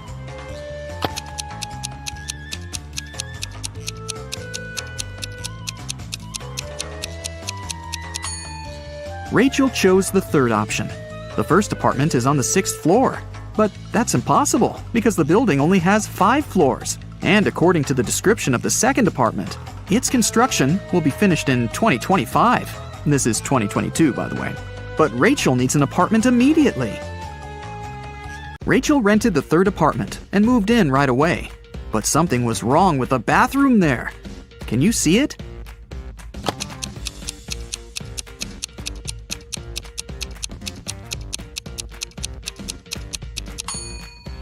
How is she supposed to flush? Can you see anything weird here?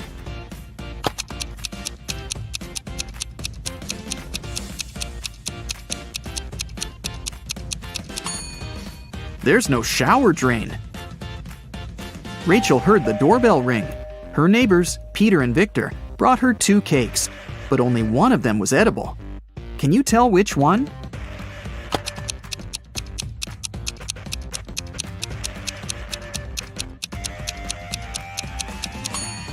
Victor's cake is sprinkled with almond flakes, while Peter's cake is decorated with human nails. The next day, Zoe texted Rachel to check how she was doing. Rachel sent her this selfie and said, "Alone at home, learning my lines." Zoe sent Rachel this reply, "What a liar you are." Why?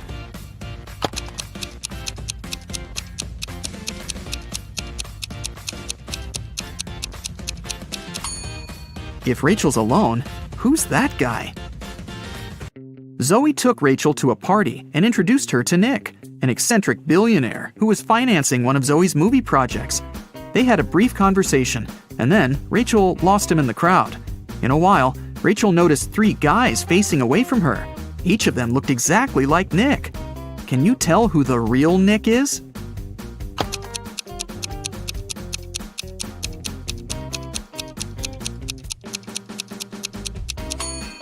This guy has a tattoo on his hand, while Nick didn't have it. And this guy's suit is fake. They wrote the brand name with a mistake. Nick offered for Rachel to sing karaoke. The girls sang a song, and Nick liked it so much that he offered her a suitcase full of gold. But he wouldn't reward just anyone. Only smart people deserved his money. To get the gold, Rachel had to crack a riddle. Nick showed her 4 rare coins. He said there was something wrong with 3 of them. Can you figure out which coin is real?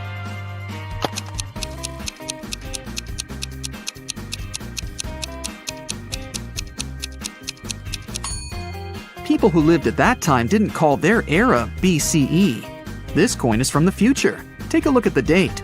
There weren't cars in 1365. So here's the only real coin. Rachel used an app to call a taxi to take her precious suitcase home. She saw 3 identical cars in the parking lot. Each of the 3 drivers claimed that Rachel had ordered their car. Which driver should Rachel choose?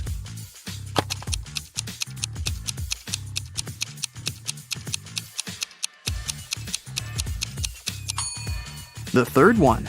Take a look at the first taxi. There's a creepy guy hiding in the back seat, and the second car is missing a wheel. Zoe was having a party at her villa. She noticed that her son, Harry, was eating in his room with some lady. But Zoe didn't know who she was. The woman got very curious. So, after they left, she sneaked into her son's room to find some hints. There were 3 girls at her party: Lily, Jennifer, and Diana. Zoe immediately guessed who was with her son. What about you?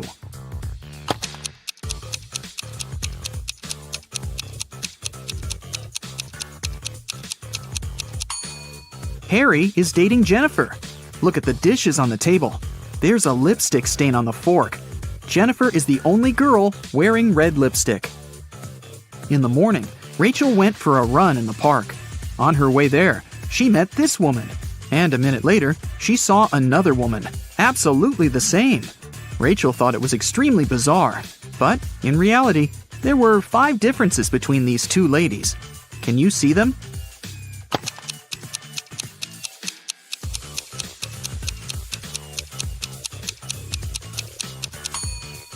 Here they are. Rachel continued her run and saw these 2 guys on a boat in the river. And a couple of minutes later, she noticed these fishermen. Can you spot any differences?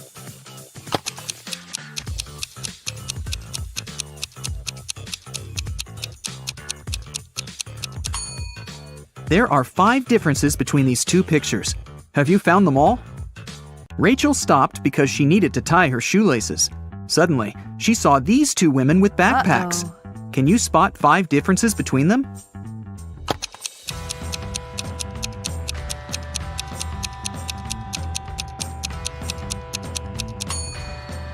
Right, here they are.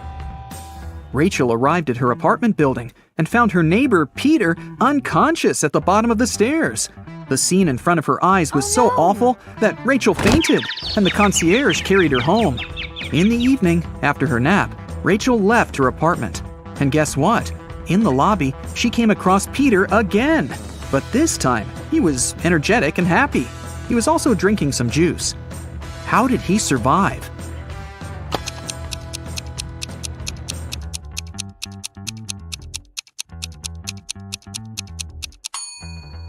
Look, he's a vampire! In the morning, Zoe called Rachel and asked her to come to the agency immediately. When Rachel saw the office, she was shocked. It was a mess. Someone had stained the walls with paint, and broken furniture and torn documents were everywhere. Zoe questioned 3 suspects. Dan, an assistant, said that he'd been partying all night. Many people could confirm that. Jessica, a lawyer, said, "Who do you think I am? I love my job. Otherwise, I would have already quit." And Sarah, a copywriter, said that she'd been the last one to leave the office. And she had locked the door, that's for sure. Who's lying?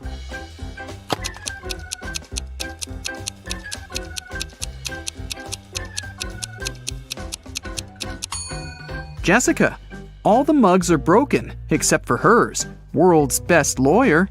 The woman wanted to get rid of some documents, so she faked a robbery. Bella went to the basement to find her old books. Suddenly, the bulb burned out. Bella took the new bulb to replace it, but the wires are very tangled. Can you find the correct switch that will turn on the bulb?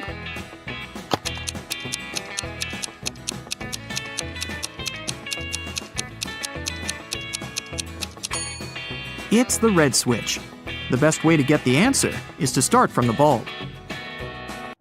It's been a long day. Bella finally went to sleep.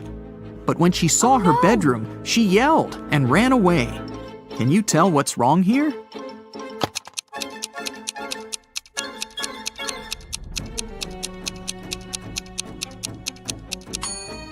Did you notice this zombie? Bella ran to the living room and shut the door. Is she safe here?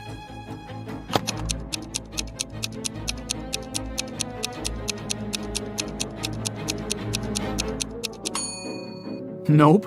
Take a look at the mirror. Some stranger is inside the room.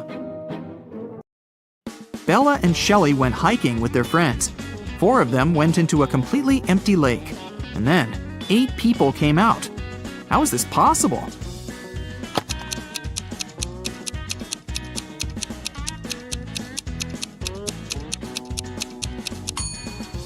4 people were sitting on the shoulders of the other 4 when they were getting inside the lake. The guys made a stop to have a picnic. They began to play football. During their play, Bella's boyfriend, Rob, busted his lips and ears and broke a couple of ribs and thighs. However, he still managed to play a professional match the very next day. How can this be possible?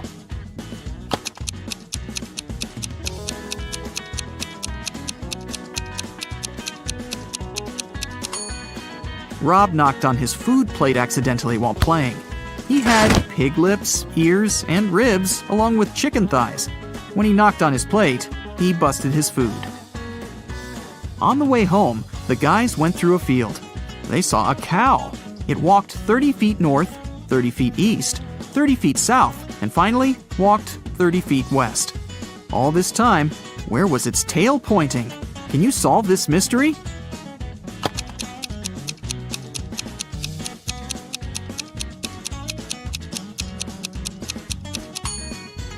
Downwards, of course. The guys rented 4 scooters in 4 different places and hit the road. They agreed to meet in a cafe at the gas station. Here's the map. Can you tell which scooter will reach the destination first?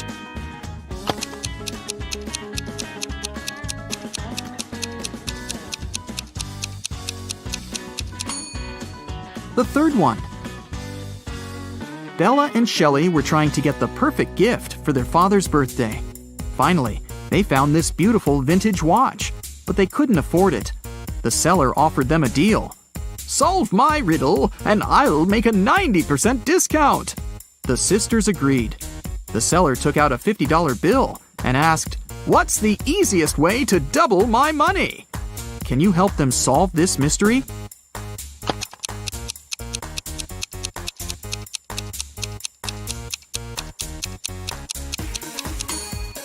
They should put the bill in front of a mirror. The sisters decided to have lunch in a cozy little cafe. The cook offered them tomato soup, mushroom salad, chicken wings, octopus, and mushroom pizza. Can you help them choose the safest food?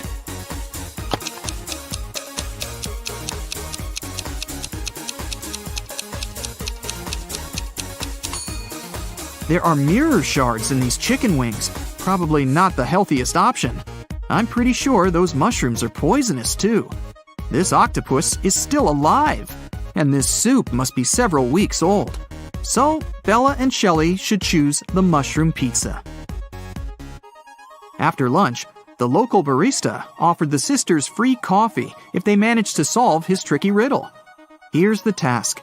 Name a 10-letter word in English that can be typed using only the top rows of your computer keyboard. Can you help the ladies get their free coffee?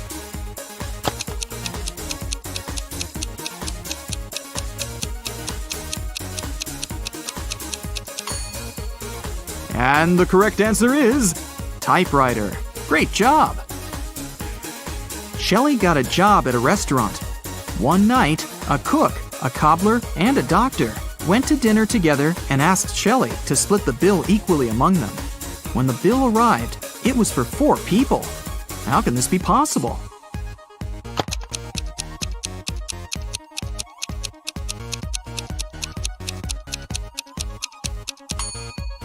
The 4th person was the knight.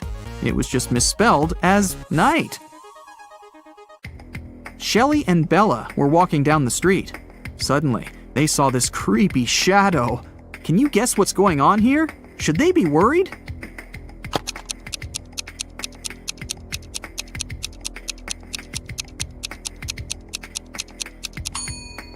Nope. It's Halloween. The guy is just walking around and scaring people in his witch costume. See? He's wearing sneakers. Shelley and Bella saw this mysterious magic shop sign and decided to go get some tarot readings. As soon as they entered the shop, a wicked witch locked the door and said, "I will make your biggest dreams come true if you crack my code. But if you fail, you'll stay here forever." Then she gave them the following clues. A. 981. One number is perfectly placed. B. 924. Everything is incorrect. C. 093. Two numbers are part of the code, but are in the wrong places. D. 147. One number is part of the code, but is in the wrong place. E. 783. One number is part of the code, but is in the wrong place.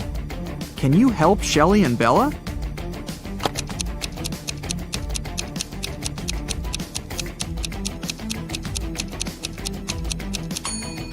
From clues A and B, we learned that 9 is not in the code. It also means that 8 or 1 is in the code for sure. According to clue B, we know that 9, 2, and 4 are not in the code. From clue C, we know that 0 and 3 are in the final code. Clue E tells us that 7 and 8 are not in the final code because we already know that 3 is. And clue D tells us that 1 is also in the code because 4 and 7 are not. So, the correct code is 301. Kim and Ashley are best friends. They decided to spend summer vacation in Italy together. They were very lucky to buy cheap plane tickets. Their flight was at 10 a.m. Unfortunately, when the girls arrived at the airport, they realized it was the wrong one. Now they have two options. Take a high-speed train for $100 to go to the right airport, or stay here and buy tickets for a later flight for $400. What should they choose?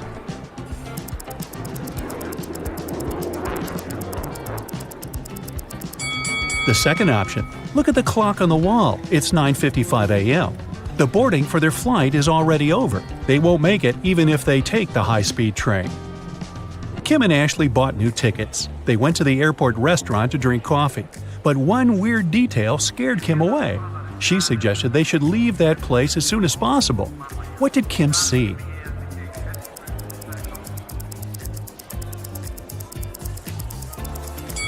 This woman over there is a zombie. Wow, how did she get through security? When it was finally time to board the plane, it turned out there were no more economy class seats left. Kim and Ashley were offered to fly in business class. There, the girls saw 3 people. When the flight attendant served them fresh juice, she whispered that Kim and Ashley were extremely lucky. They were about to travel next to a famous Italian billionaire. Can you guess which of these passengers is the billionaire?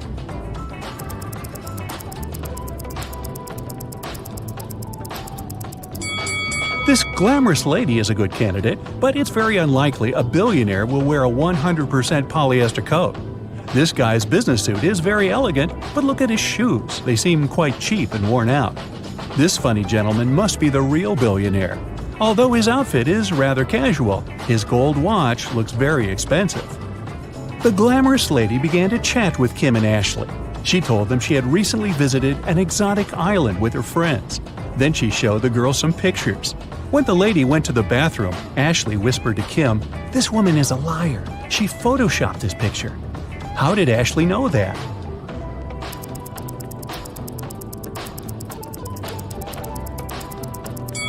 It's all about the shadows. They all look natural except for this one. The glamorous lady took a sip of her juice and started coughing. Suddenly, she fainted and fell into the billionaire's arms. He was ready to shout for help, but Kim stopped him, saying the woman was faking it. How did she know that?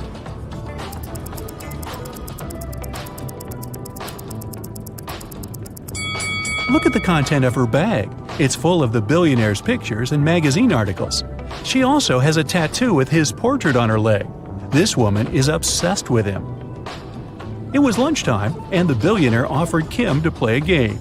There were 3 boxes. One of them contained a meal. There was a statement on each box, but only one of them was true. Can you help Kim figure out which box has food inside?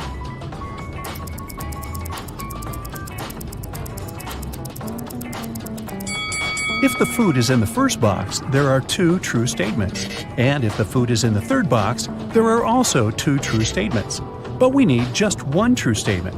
That's why the food can only be in the second box. Kim opened the box. She saw a delicious meal and a bank card. The billionaire said, "Congratulations, you've won $5 million. Enjoy your trip." Kim and Ashley landed in Rome and went to get their luggage. It turned out that Ashley had had the same suitcase as 2 other passengers, and they had a little quarrel. Can you help distribute the 3 suitcases among these people?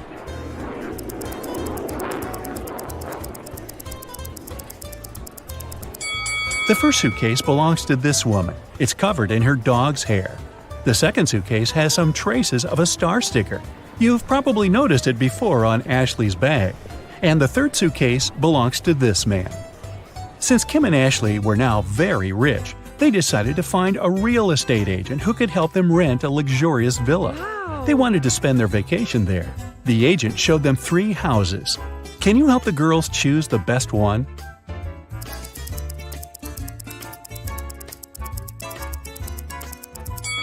There are cockroaches in the first house. They won't make very pleasant neighbors. The second house is too old. There's a crack in the wall, which doesn't look safe. And the third house looks pretty good. As for the pool, it can be easily cleaned. Yes! Kim and Ashley left the villa and went sightseeing. When they returned, they found out that someone had stolen their passports from the safe. The girls called the police and they interrogated 3 suspects. The chef was too busy making dinner for Kim and Ashley. The cleaner was dealing with the pool all day, and the gardener said he had been outside planting flowers. He didn't notice anything suspicious. Who's lying?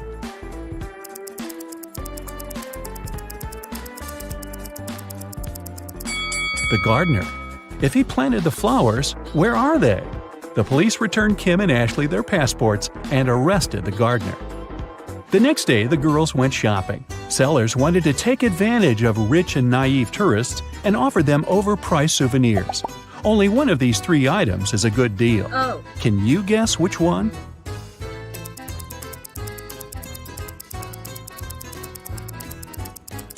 Take a look at this Venetian mask. It says "Made in China," which means that this mask can't be real. This magnet is of very low quality. The word Italy is spelled with an error. It simply can't cost $100. This blue cheese doesn't look fresh, but it's normal for this kind of product. This delicacy is the only thing that Kim and Ashley can buy here for a fair price. The ladies went to the local museum and got lost in its corridors. They found a strange basement with 3 doors. There was a time portal to the Middle Ages behind the first door. Behind the second door, there was an evil mummy. It cursed anyone who bothered it. Finally, the third door was protected with a laser alarm system. It cut through anything that touched the laser beams. Which door should the girls choose?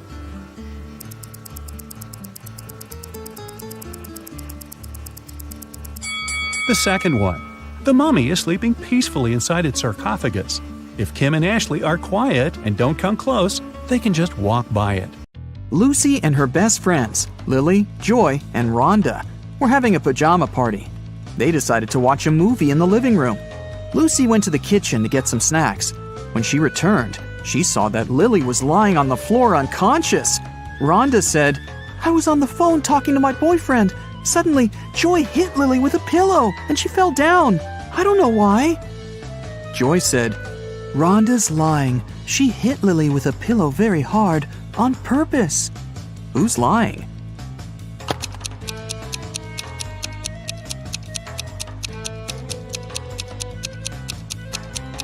Both of them. There are no pillows in this room. After the movie, the girls decided to play with a Ouija board. They called the ghost of a famous singer. Suddenly, the pointer on the board started moving by itself and wrote this: "Evil Lots Yad 3 Eva Hoy." Can you help Lucy and her friends decode this message?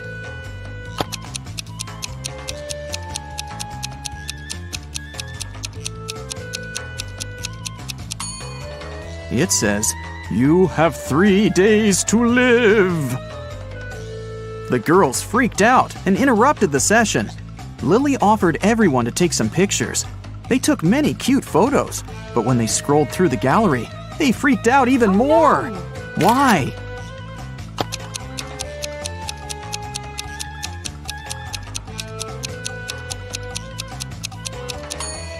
All 4 friends are in this picture. But then, who took it? Lucy told her friends it was time to get some sleep. But as soon as they entered the room, they ran out screaming. Why?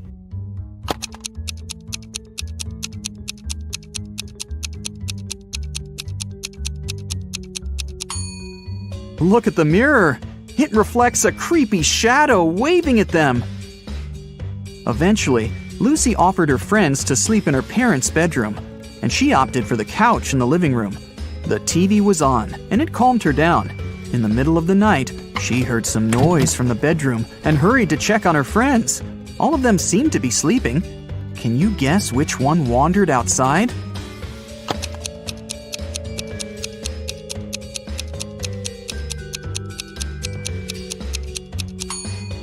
Lily. She has leaves in her hair.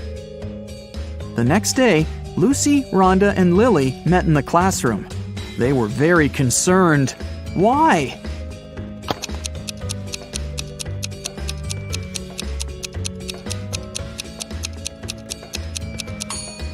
This is Joy's desk, and it's empty. She didn't come to school. Neither did she warn anybody. Look, Lucy is carrying a cup of coffee with Joy's name. Joy didn't show up and didn't answer her friends' calls. Lucy, Rhonda, and Lily went to visit her. They found the girl in bed, under a blanket. The friends got very scared. Can you tell why?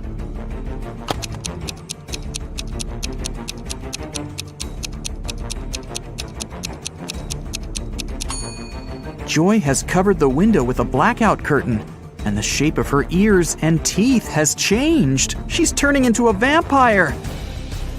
Lily decided to stay and take care of Joy. Meanwhile, Rhonda offered Lucy to visit her Aunt Vera. She ran a magic shop with different potions. When Vera heard about what happened to Joy, she said, "Okay, I need 3 ingredients to cook a healing drink. Here's the first one. When it comes to me, you go when you see red and stop at green." Can you guess the ingredient?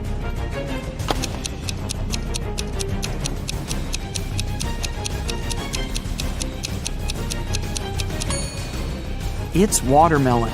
Well, Andy is a singer in a famous band called Lovely Love. Lovely name, isn't it? He has just received fantastic news from his producer. They're going to have an epic tour around the country. So Andy called all his friends and threw a party to celebrate. Can you tell how many people are in the band? And can you also find all the band members among the guests?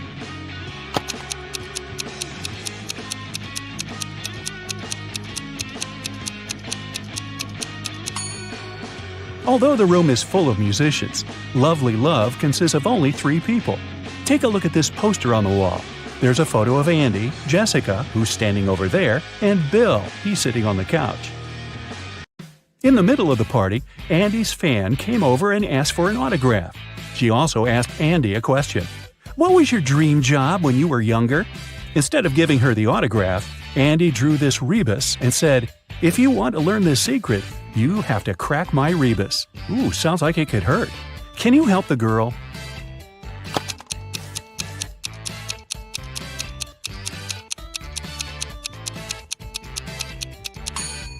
When he was younger, Andy had a dream of becoming a scientist. Jessica saw this rebus and drew her own. Can you guess her dream job?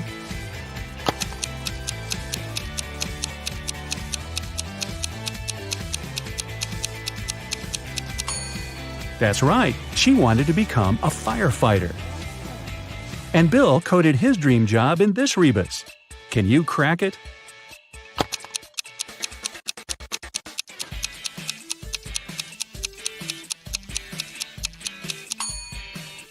It's a mechanic. Next day, the band members gathered at a rehearsal studio. Can you tell who plays which instrument?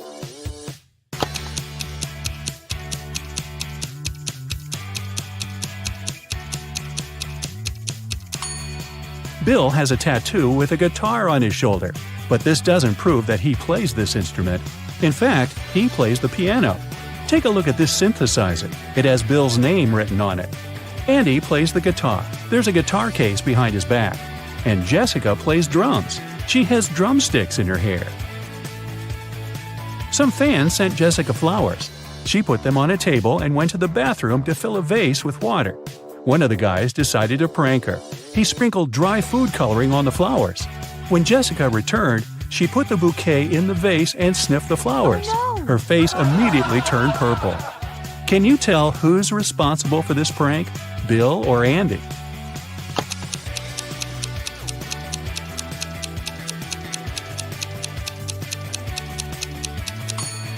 Andy. There's some purple paint on his sleeve. The guys got hungry and asked their producer, James, to go get some snacks. In the kitchen, James found the ingredients for something really special: chocolate-covered bananas. While cooking, James noticed a jar with pickles and decided to prank the guys. He shoved small sticks into pickles, gave them a nice chocolate bath, and covered them in sprinkles. Then James served the dessert on a tray. Bill was about to take a bite, but Jessica shouted, "Wait, this is a prank!" How did she guess?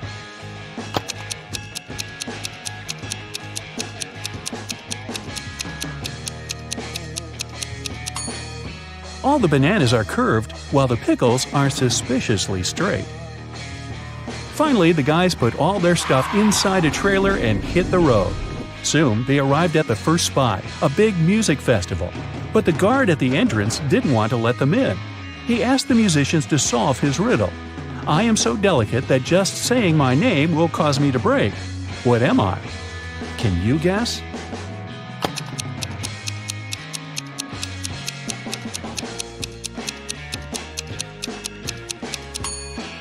It's silence. Then 5 volunteers came up to the guys.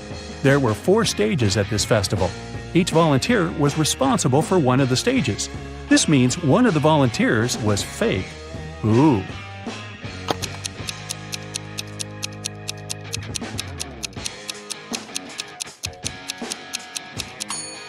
This lady over there, she's a ghost. She's levitating and doesn't cast a shadow. Ooh. The volunteers offered the guys 2 trays with delicious snacks. Can you spot any differences between these trays?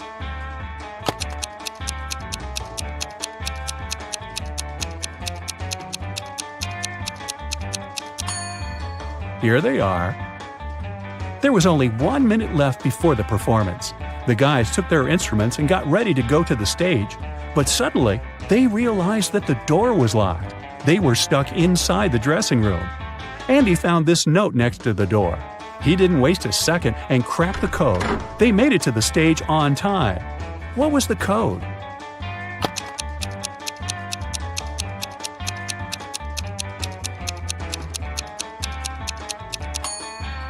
The wall stands for 3411, and Samson is 543502.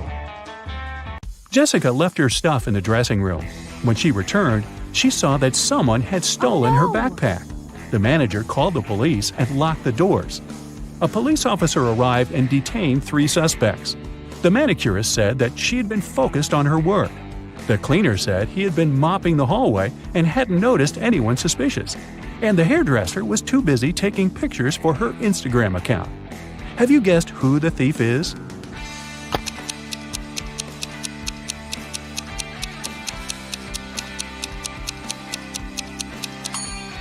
The manicurist.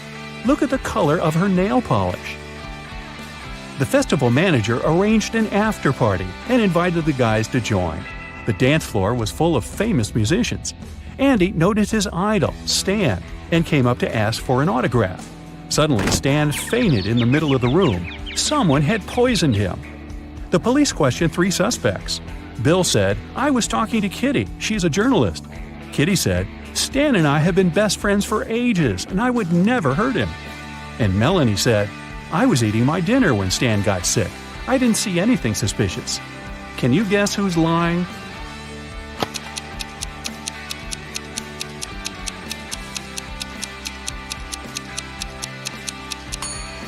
Kitty. Take a look at her bag. She has ruined Stan's portrait on the cover of this magazine. If he were really her friend, why would she do that? In the morning, the musicians went to the next city. On the road, they saw a guy with a cart. A minute later, they noticed another one. Bill said, "Wow, these guys are identical." But Andy noticed 2 differences. Jessica, in turn, found 3 differences. Who was right?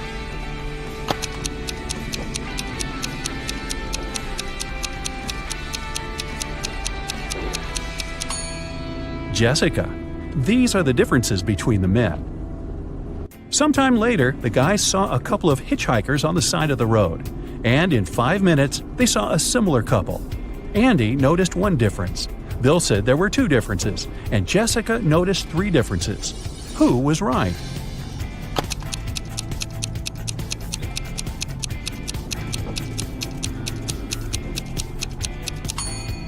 Bill. This guy's backpack is different, and the lady's sneakers differ slightly as well. Finally, the band arrived at their next destination. They noticed a beautiful house on the right side of the road. Suddenly, Jessica pointed at the left side of the road. Look, this house is absolutely the same.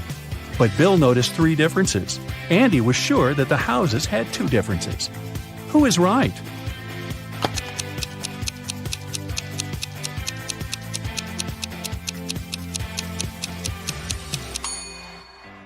Andy. Andy was looking around the town's concert hall when someone locked the door. Andy had 3 ways out, but all of them were dangerous. The first passage was so hot it was impossible to get through. The second passage was freezing, literally. The third passage was guarded by a robot vacuum that was reprogrammed to hunt down humans. What passage should Andy choose?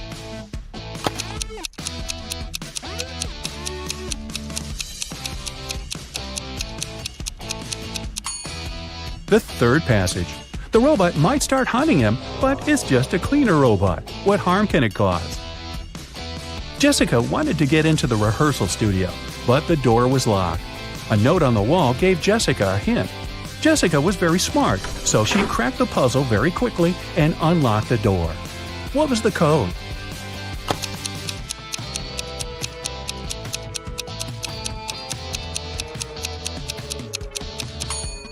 Multiply the first and the last number, then multiply the second and third. The code is 2516. After giving an epic concert, the guys finally went backstage to eat. The catering service had prepared 2 identical tables full of delicious dishes. Can you spot 4 differences between these 2 tables?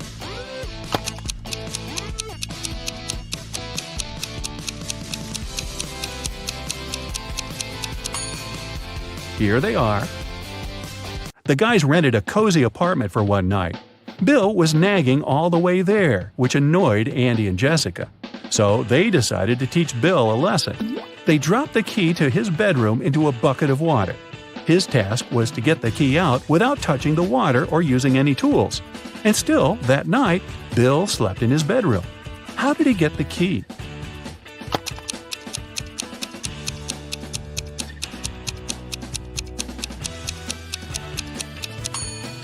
He placed the bucket over a fire. Soon the water boiled away and Bill took the key out, hopefully letting it cool first. Ow! In the morning, the guys hit the road again and reached the next city very quickly. The concert manager took them to a rehearsal studio. They saw a crowd of fans near the entrance. Everyone wanted to get an autograph. There were not only humans. Can you spot zombies among these fans?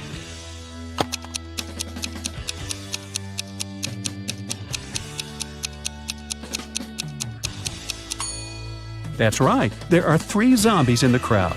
This guy and this lady over there are pretty obvious, but this guy hiding on the tree is also a zombie. Look at his feet. During the performance, it suddenly got very dark. Someone turned off the lights in the entire building. The police questioned the suspects. The cleaning lady said she had been sitting in her office quietly, talking on the phone with her family. The electrician said, "I was in the bathroom on the 3rd floor when it happened." The concert manager said, "This is a huge money loss for me. Why would I do it?" Who is lying?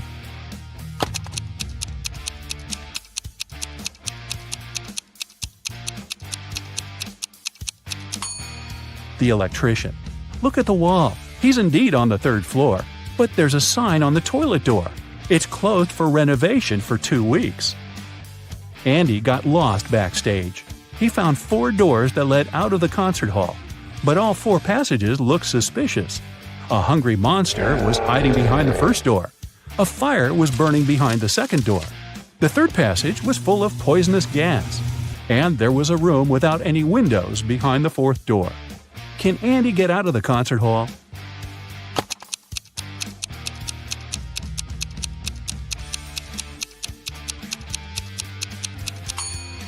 He can go through the 4th door.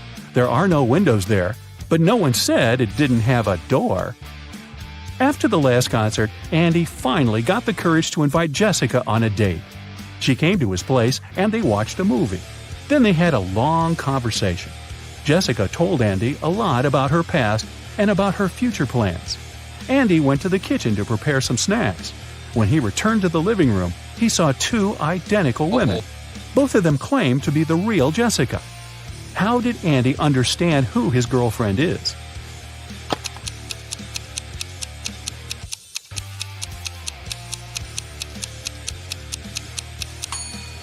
He should ask each of them what they've been chatting about earlier. Oliver is walking in the rain. Suddenly, he sees a woman without an umbrella or hat. But she's not getting wet at all. How is this possible?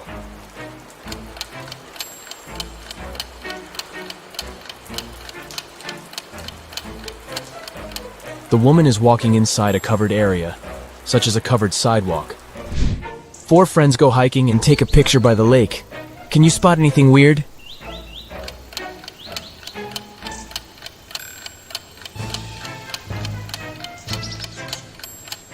This guy doesn't have any reflection in the water. Sarah checks into a fancy hotel. She feels very hungry, but unfortunately Sarah missed the dinner hours. That's why she calls room service and orders a vegan dinner set. 15 minutes later, someone knocks on her door. She looks through the peephole first. Sarah. Oh great, a fake waitress. How did she know?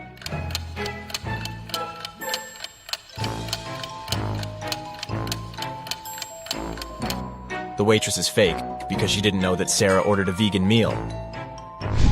Kelly and Kim start a quarrel on the plane. It's Kim's private jet, so she wants everything to be her way. But Kelly gets mad at her. She runs up to the exit door, opens it and jumps out. It happens so fast that the crew don't have time to do anything. Kelly doesn't have a parachute. She breaks her leg but survives. How come?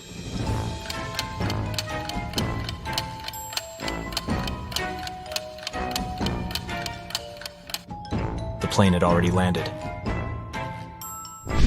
Nick is driving down the road and his car runs out of gas. He sees a cabin in the woods and decides to ask for help.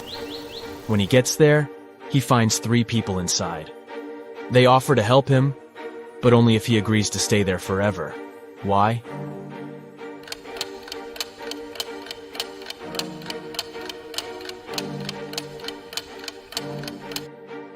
Nick stumbled upon a group of runaway criminals.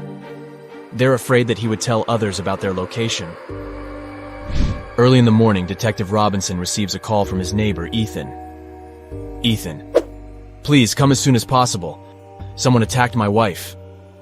Robinson arrives at Ethan's house and sees this scene. Can you guess what happened to his wife?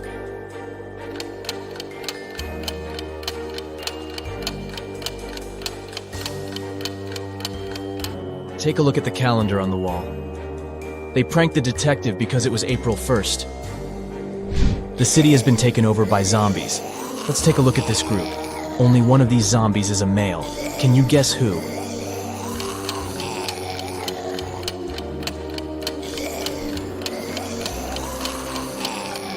The first zombie is wearing a bra, and the second one has a badge with a female picture and name. Therefore, only the third zombie is a male. Tom works in a secret agency specializing in people with psychic abilities. He's having an interview with 3 people claiming to be superheroes, but only one of them really possesses some supernatural powers. Can you help him spot this person?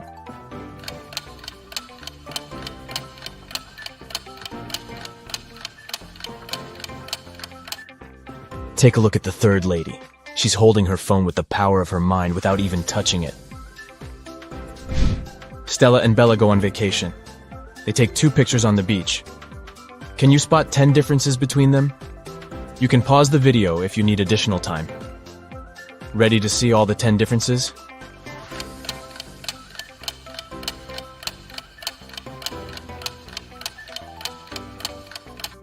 Here they are. Steve arrives at work and turns on the corporate laptop. Oh no!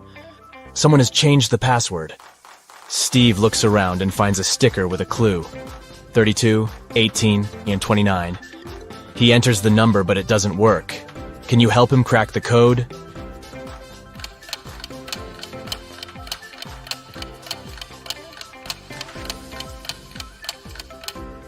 Steve should literally enter 3 2s, 1 8, and 2 9s through underscores. 222, 8, 99. Gabriel is an art teacher. He enters the studio to check his students' work. One of these people is a ghost. Can you guess who?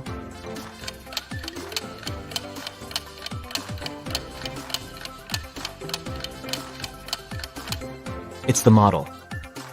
She's posing for a portrait, but everyone sees through her. Dan wakes up in a creepy cage. He needs to figure out a 5-number code to escape. He only has this picture as a clue. Can you help Dan crack the code?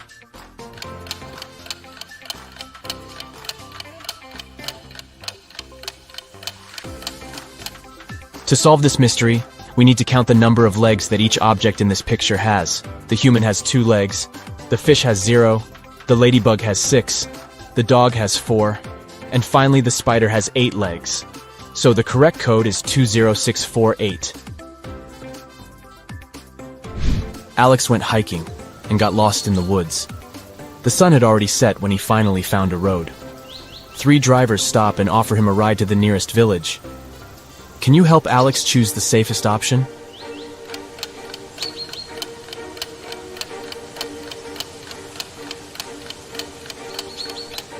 There's a zombie arm sticking out of the second car's trunk, and the third driver has suspicious pointy ears and shiny eyes. So he's probably a werewolf. Therefore, Alex should probably trust the first driver. I'm very easy to lift, but very hard to throw. What am I?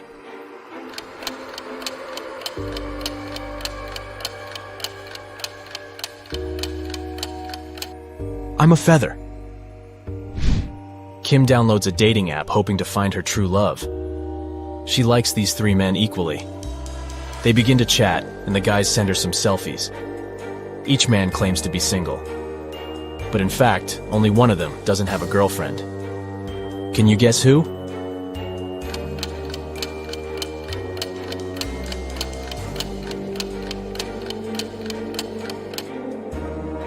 Brian sent Kim a cute bathroom selfie. But take a closer look at his shelf. He has 1 male razor and another pink razor, which probably belongs to his girlfriend. So goodbye, Brian. Meanwhile, Kyle took a selfie in his bedroom. Luckily, he left the closet open so we could see his girlfriend's clothes and shoes. So only Harry is a single person, and Kim should give him a chance. Jenny goes for a walk to her favorite park. Suddenly, she gets attacked by a crowd of zombies. Jenny gets terrified and begins to run away. There are 3 possible routes in front of her, but only one of them will actually take Jenny to a shelter.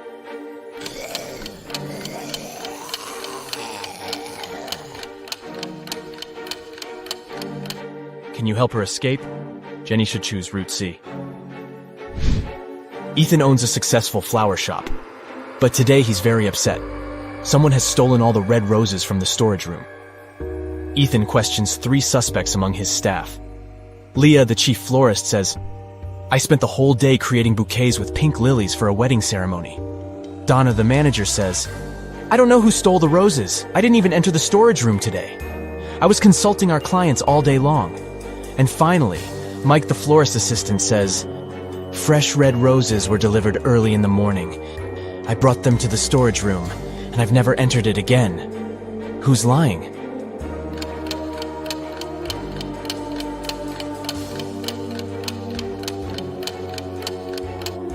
Leah. There are no pink lilies in the bouquets that she made. Lauren changes a 6-number password on the office door to avoid thefts. She leaves this little clue for all her colleagues. Bagel. Can you guess the correct code?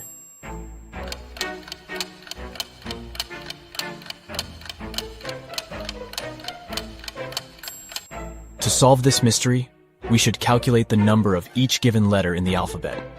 B implies 2, A implies 1, G 7, and so on. So the final password is 217512. Helen meets a handsome guy at a supermarket. She falls in love at first sight. His name is Robert, and he came here with his sister. Can you guess which one of these ladies is his sister?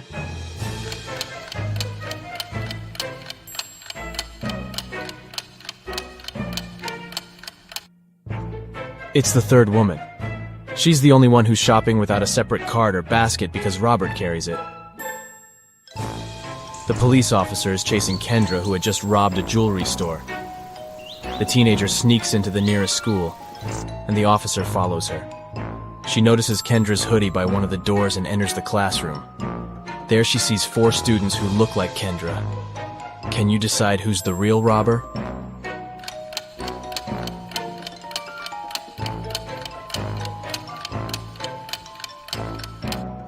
This one is Kendra. She has neither books nor pens on her desk. Let's go ahead and take a look at these 2 pictures. Can you spot 10 differences between them?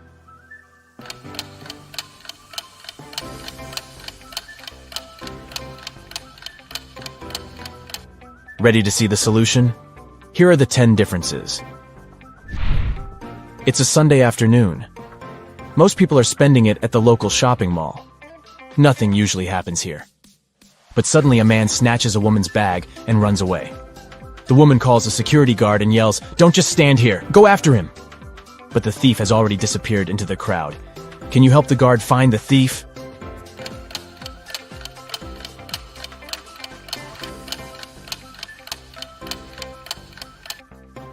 He's over here. Sam gets promoted and throws a fancy party for his best friends. Josh, Kate, Brad, Bill, and Holly. Everything goes great. But the next morning, Sam finds out that someone broke into his safe and stole his family treasure, a golden egg. Sam questions his friends, but each swears to have nothing to do with the theft. The police officer looks through the pictures that Sam took yesterday. After comparing these 2 shots, he spots the thief. What about you?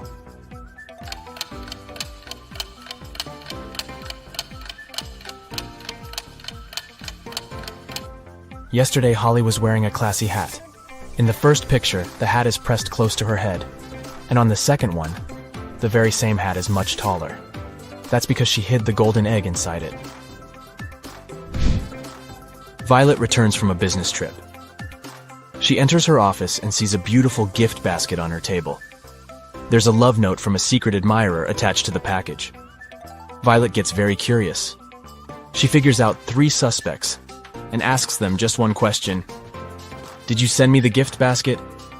Liam replies, "Nope, I would have sent you sunflowers instead. I know you love them." Jason says, "I overslept today, and I've just arrived at the office, so I wouldn't have had time to prepare a surprise for you." And Kenny says, "I didn't send the basket, but when I entered your room in the morning to put some documents on your desk, the basket was already there." Who's the secret admirer?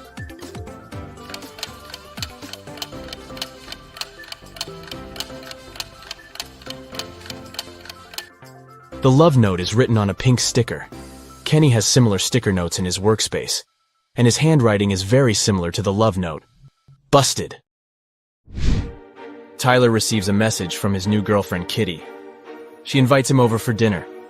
Tyler has never been to her house yet. He takes his scooter and hits the road right away. But unfortunately, he gets lost on the way. His navigator breaks down and shows him 3 confusing routes. Can you guess what route leads to Kitty's house?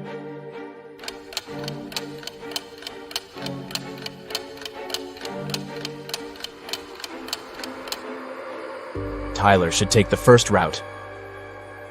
Alex is heading to a family dinner, but he's really broke and he only has 8 chocolates. He needs to divide them equally between his 3 sisters. How many cookies would each sister get?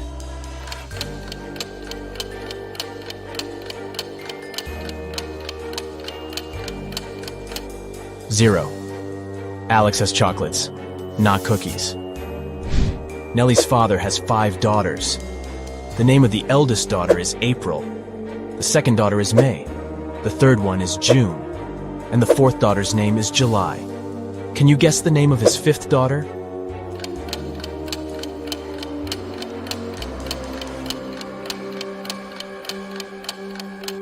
Nellie. a gardening fair takes place in a village. The top 5 local gardeners show their best flowers. But one of them brought fake plants to prank the villagers. Can you spot the fake?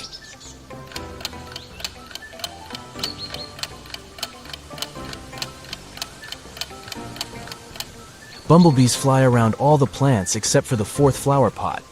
Insects don't get attracted to these roses because they're artificial. Dylan is exploring a remote forest area. Soon he gets lost and has no idea where to go. Luckily, he comes across a small cabin in the woods and sees a forester. Dylan. Hello, could you please tell me how I can get to the railway station? Forester. Go down this trail until you reach a crossroads. There, you'll see a rock with signboards. Just remember, the left one lies, and the right one tells the truth. Dylan follows his advice and soon finds the rock. Can you guess which way he should go to reach the station?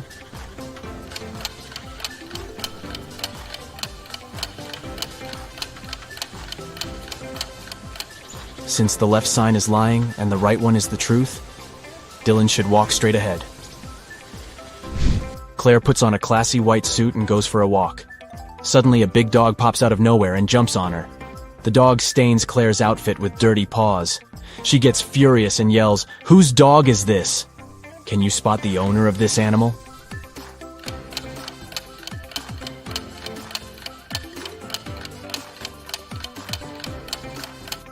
It's the second lady. She's wearing the same collar as her dog.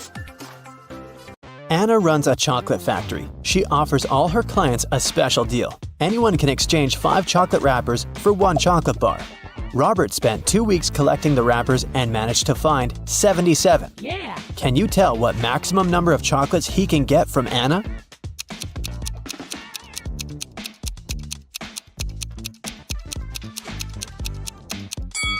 Robert can get a total of 19 chocolates. Here's how it works. First of all, 77 wrappers can be exchanged for 15 chocolates with 2 wrappers left. After unwrapping the new 15 chocolate bars, Robert will be able to exchange 15 wrappers for 3 more chocolates. Now he can use the remaining 2 wrappers and the new 3 wrappers to get 1 chocolate bar. 15 plus 3 plus 1 equals 19. Henry is an astronaut from Earth. He landed his spaceship on another planet in an unknown galaxy and began to explore the city and its citizens. Very soon, Henry felt a desperate need to go to the restroom, but when he saw these 2 doors leading to the ladies' and gentlemen's bathrooms, he got really confused. The problem is that Harry doesn't speak the local language, and he can't ask which door is for men and which is for women. Thankfully, he met a local guy, Mo, who could understand English. But he can speak only his native language. What 2 questions should Henry ask to figure out the right door?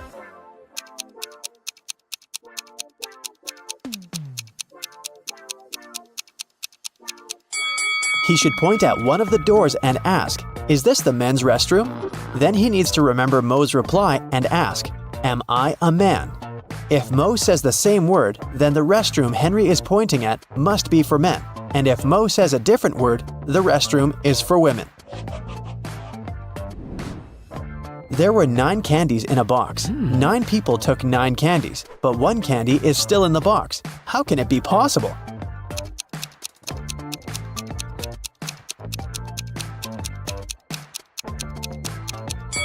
It's pretty simple. The last person took a candy and the box. This way, 1 candy remained in the box. On a cold night, 4 friends were roaming around the neighborhood. At one point, they tried to get under one umbrella, but the umbrella was too small. However, all 4 of them managed to stay dry. How can that be possible?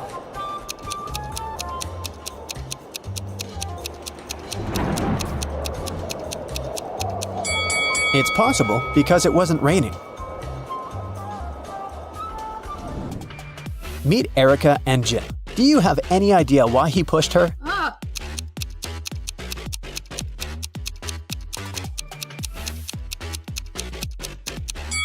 Because they're shooting a movie. Do you see that cameraman reflected in the window? Billy organized a betting game for his friends. According to the rules, he will place 2 candies, one yellow and one red, in a dark box. If the player picks the red candy, they will get $5,000, but if they pick the yellow candy, they will have to pay $500. Unfortunately, Billy's a liar. He put 2 yellow candies in the box instead of one yellow and one red. Billy's friend Wendy watched the players losing the game one by one. But when it was Wendy's turn, she won $5,000. How did she do it?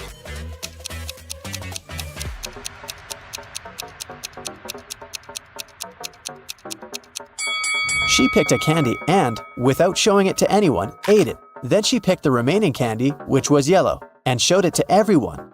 Billy had to admit that the first candy had been red. Otherwise, everyone would find out he was a liar. Nina went speed dating and met 3 handsome guys. The next day, each of the guys asked her out. Can you help Nina make the best choice?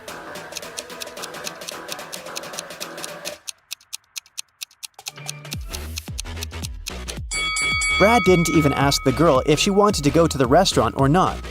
Besides, he's pretty rude and bossy. She barely knows Rob. It's not safe to go to his place alone, so Nina should choose David. He looks nice and polite. Hello. Amy has 2 strings. The only thing she can say for sure is that when you light one end of either string, it takes exactly 1 hour to burn. Can you help Amy measure 45 minutes with the help of the strings?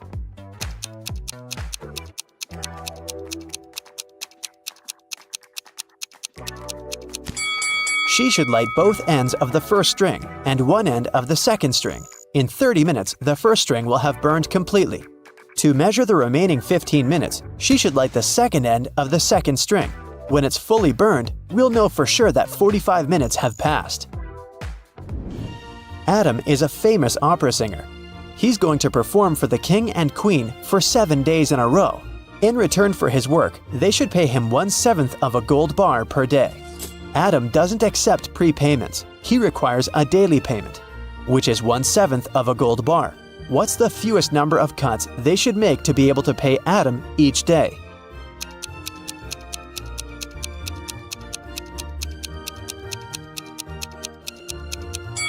Just 2.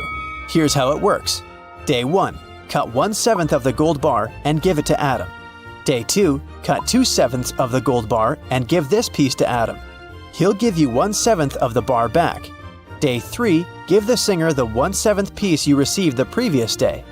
Day 4, give Adam 4/7 of the gold bar, and he will give you the 1/7 and 2/7 pieces as change. Day 5, give Adam the 1/7 part of the bar. Day 6, give him the 2/7 piece and get the 1/7 one as change. And finally, Day 7, give Adam his final 1/7 piece of the gold bar. Jenny and Sam arrived at a picturesque campground.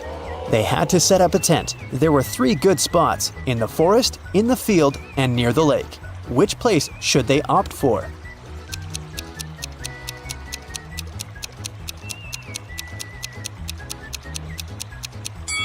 The best option is to choose the field. Wild animals live in the forest. As for the lake, look, a zombie is hiding in the bushes over there. Probably not the best neighbor.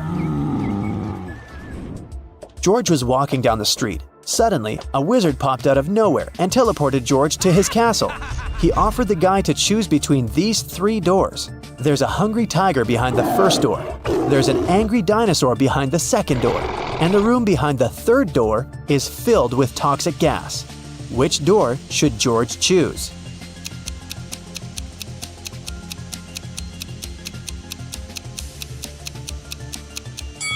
The second one. Dinosaurs went extinct millions of years ago. Jerry has an apple tree. The number of apples on his tree doubles every week. After 30 weeks, the tree is completely covered with fruit. Can you guess how many weeks the tree needs to get half covered with oranges?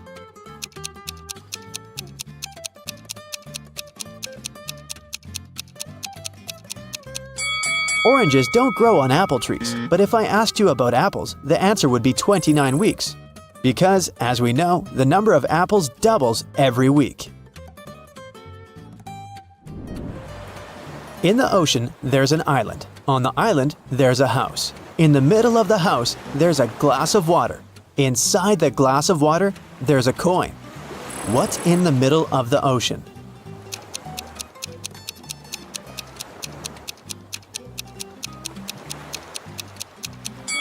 The correct answer is simple, the letter E. Harry went to a party. He liked these 4 ladies. He wanted to talk to one of them. Which one should he choose?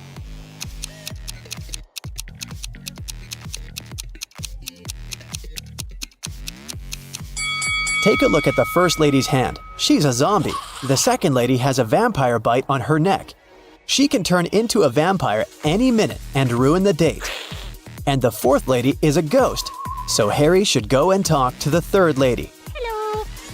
Detective Thomas received a call from Holly. She said, "Please come over. I got robbed. It happened so fast. I left my purse in the backseat of the car. When I stopped at the traffic light, someone opened the door and snatched my purse." Detective Thomas hit the road and rushed to the crime scene. But when he saw Holly, he realized that she was a liar right away. How?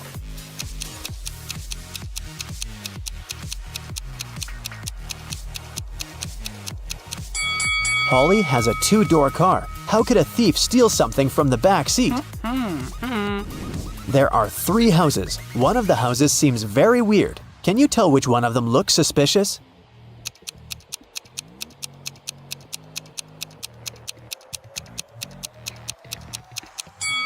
Look at the footprints. They lead to and from houses 1 and 3, so people come and go from those houses. As for the second house, the footprints only lead in one direction, inside. People come in, but they never go out. Take a look at this messy floor. Can you count the number of laptops that you can charge with the help of these extension leads?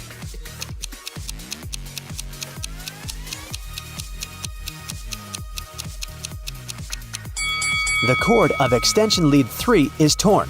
As for the second lead, one of its outlets is broken. Extension lead 4 has only one outlet, which makes the entire thing pretty useless. And extension lead 6 doesn't have any cable at all. Now let's see what we can do about it. Connect extension lead 1 to the wall outlet. Then connect extension lead 2 to extension lead 1. This way, you can use 2 outlets from the first extension lead to charge 2 laptops. One outlet of extension lead 2 can be used to connect the 5th extension lead, and one of them is useless anyway. Now we can use 2 outlets from extension lead 2 and all 4 outlets of the 5th extension lead to charge 6 laptops. So the total number of outlets in use will be 8. Simple! Danny and Diana are spouses. They jog in the park every morning. To match every 2 steps Danny makes, Diana needs to take 3 steps. If both of them start with the right foot, how many steps would they make before their left feet are in the front at the same time?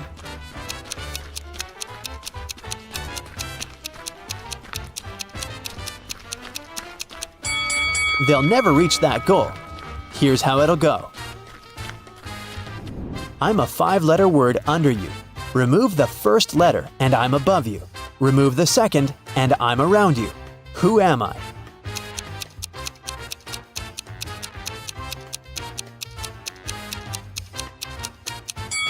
Well, have you managed to crack this riddle? It's a chair. Great job! Wendy is an art teacher. This morning, someone pranked her by putting glue on her coffee mug. She questioned 3 suspects. Blair says, I didn't do it. I was too busy painting these beautiful flowers. Jason says, I overslept and came to the studio later than you. And Zara says, Why would I do that? You're my favorite teacher. who did it?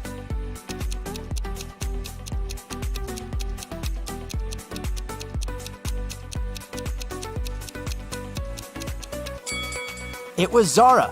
There's a glue pen in her pocket. Wendy gives her students a task and leaves the studio. After a while, she returns and sees this painting. She says, Wow, who painted this masterpiece? 3 students claim to be the author of the painting. Can you guess who tells the truth?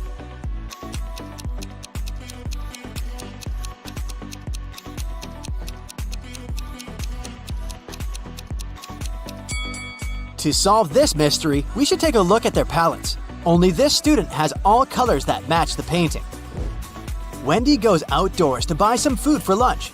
Suddenly, she sees a cyclist lying on the ground. Can you guess what happened here?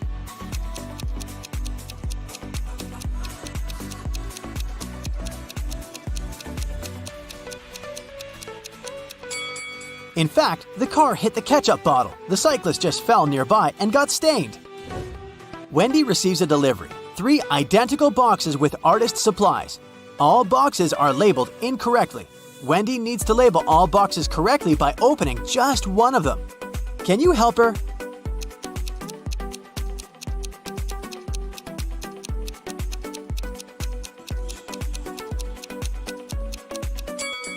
Since all 3 boxes contain the wrong items, Wendy should open the 3rd box. If it contains watercolor, the first box will definitely have brushes, and the second box, watercolors and brushes.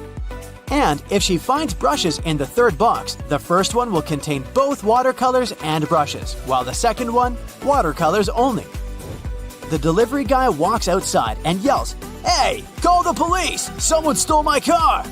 The police begin an investigation and find these 3 suspects. One of them is a thief. Can you guess who?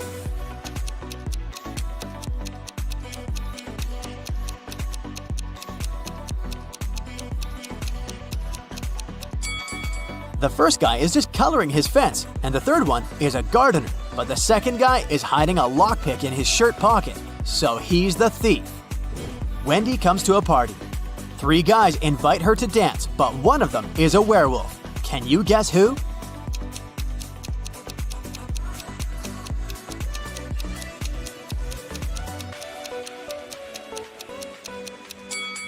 The first guy is just wearing a werewolf costume. The second one has some scratches, but it proves nothing. But the third one has a real wolf tail. After the party, Wendy wakes up in a cell made of ice. She only has a pickaxe in her hand. Meanwhile, her best friend Zach is locked in a similar cell with a drill. Can you predict who will escape?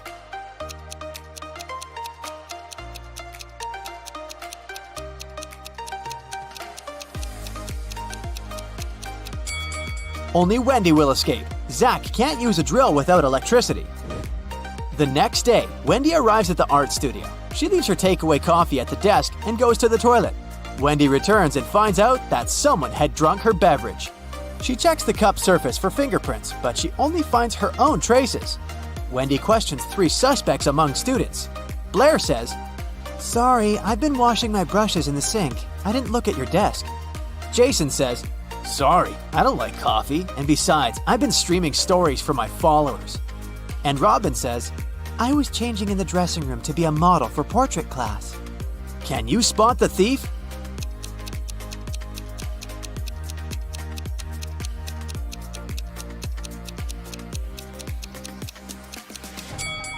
It was Jason. Take a look at his back pocket. He's hiding rubber gloves.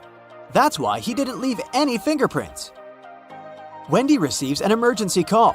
Someone had stolen paintings from her art studio gallery. Wendy interrogates 3 suspects among the visitors. Sarah says, "I came here to buy some of your paintings, but when I entered the gallery, the walls were empty." Jill says, "I went blind 7 years ago, so I didn't see anything. I only visit this gallery to use your toilet." And Robert says, "Why would I rob this place? I'm the major investor." Who's lying?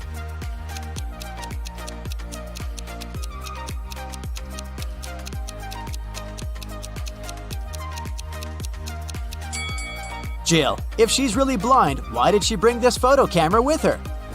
Wendy carries out entrance exams for art students. One of these 3 artists is left-handed. Can you guess who?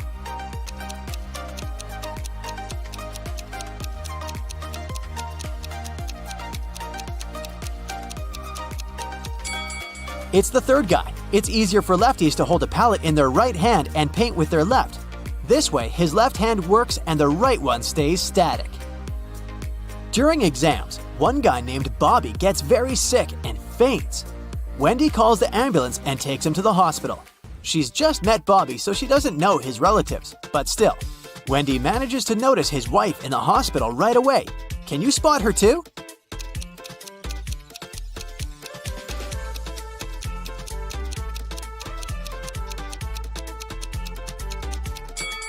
It's the first lady. They have identical tattoos, and the third lady has a similar mole on her cheek, so she's probably Bobby's sister. Doctors suspect poisoning, so they keep Bobby in the hospital to make tests. Meanwhile, Wendy returns to the studio and questions 3 witnesses among the applicants. Sheila says, "Bobby didn't look healthy in the first place. I don't blame him. Everyone was stressed out during exams." Sam says, "I have no idea who poisoned him, but this person is heartless." And Xavier says, "I think Bobby's just pretending to be ill to get accepted out of pity." The next day, Bobby calls Wendy with the test results. He was poisoned.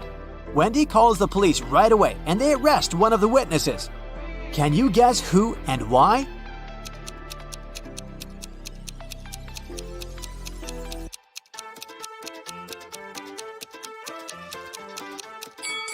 Sam. He knew about the poison before the test results were ready. The next morning, Wendy enters the studio and sees that someone has left a hot mess. Canvases are torn and paints are spilled all over the floor. Can you count all the brushes in this room?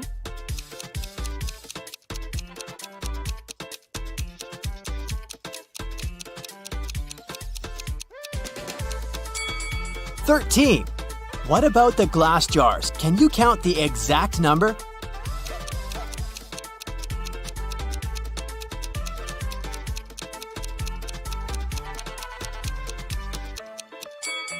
There are 8 glass jars in this studio, including this broken one.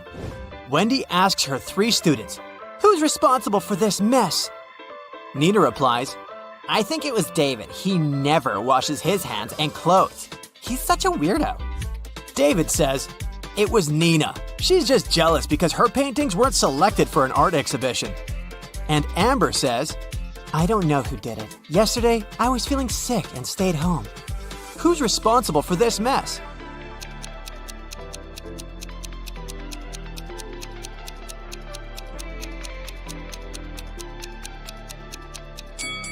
Take a look at the canvas frames. They're all signed. The only canvas that wasn't torn has David's name on it. Therefore, he ruined the studio and his rival's works.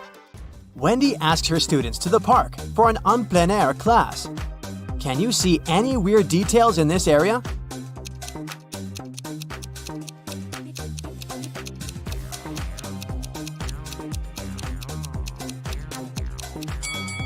This is an apple tree, but why are there so many oranges under it?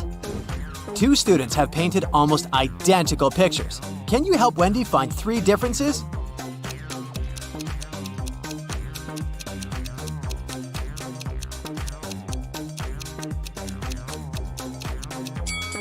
Here they are.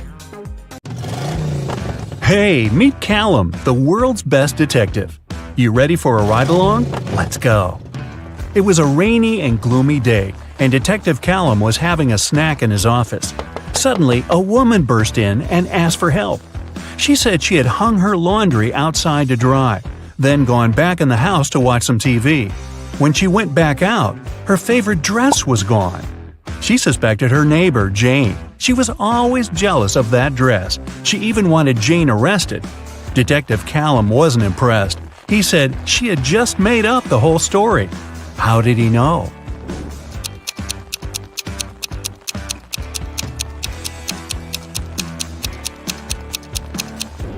It was a rainy day.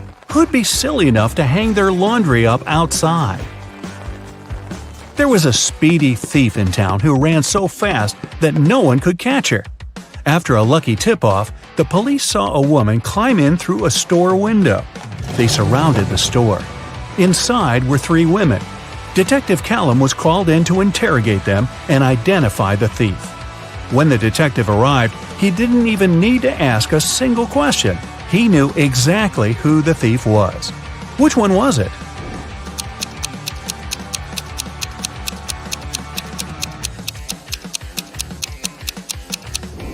It was the third woman. These 2 are wearing heels. They wouldn't be able to run in those things. The third woman is wearing sneakers. A downtown bank was robbed. There were 2 criminals, but police could only catch one of them, Bill. Bill refused to say who his accomplice was, but the police had already rounded up 3 suspects. Harry, George, and Ben. They called up their trusty friend, Detective Callum. The detective only needed 5 seconds to crack the case. I'll give you 7.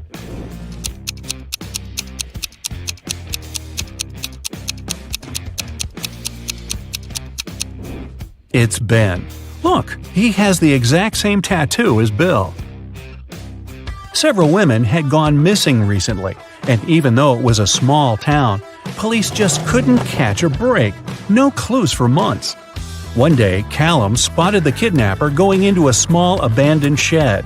When he burst in, he found himself looking at 3 women. They all said they were locked in this small room and hadn't been out in months. But Callum knew one of them must be the kidnapper who was just pretending to be a victim. The first woman said her name was Genesis. She had been there about 8 months. The second woman, Tatum, said she had been there about 6. The third woman, Chloe, said she'd only been locked up for about 2 months.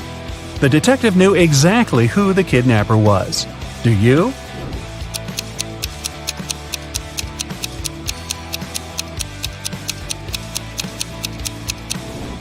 It's Tatum.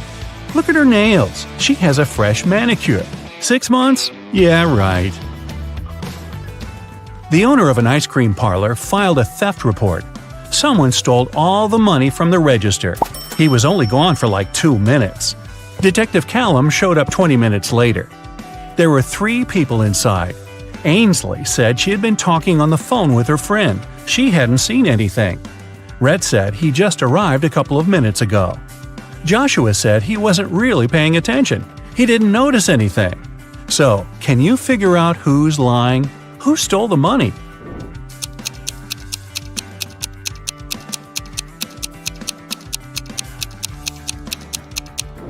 Rhett said he had just arrived, but his ice cream's already melted. Liar.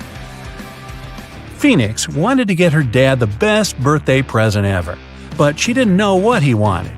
She decided to break into his laptop to see what he had saved in his online shopping cart. One problem, the laptop required a password, and Phoenix didn't know it. Luckily, there was a note next to it. She sent a picture of it to her friend, Detective Callum. He solved it right away. Can you?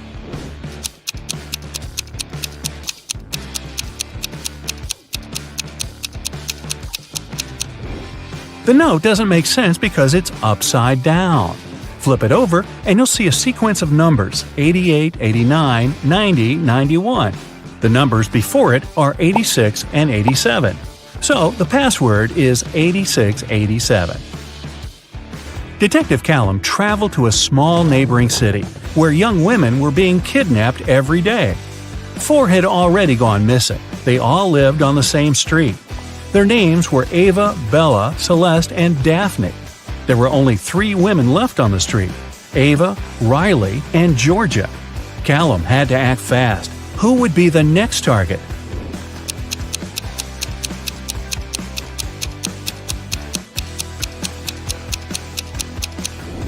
The women are getting kidnapped in alphabetical order: A, B, C, D.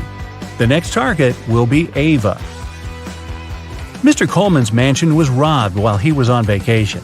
He immediately called Detective Callum. Everyone who had been to the house got interrogated. Sydney, his sister, said she'd gone to the house a couple of times to find some papers on Mr. Coleman's desk. Samantha, the gardener, said she'd come every week to water the plants. Asher, the cleaner, said he'd come every Friday to clean the house. Callum found all 3 of their fingerprints on Mr. Coleman's desk. He now knew exactly who the robber was. Who?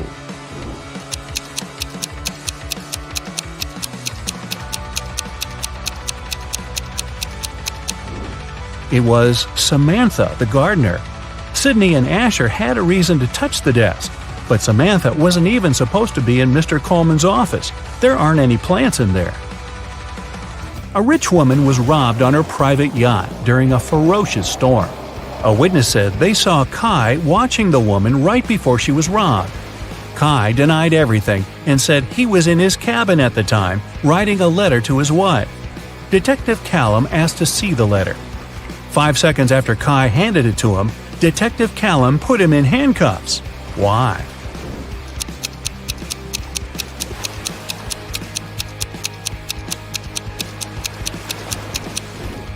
guy said he wrote the letter during the storm. There's no way his writing could be this neat when the entire yacht was swaying around like crazy. Logan, a young businessman, was poisoned in his house. Detective Callum was on the scene. Pretty soon he had 3 suspects. Logan's girlfriend, Michaela. She said she hadn't seen him that day because she was busy at work. Next, there was his business partner, Rob. Rob said they'd had an argument and they both got pretty angry, but he hadn't poisoned Logan. The last suspect was Blair, the driver. She said she wouldn't know how to poison someone even if she wanted to. Who should Detective Callum arrest?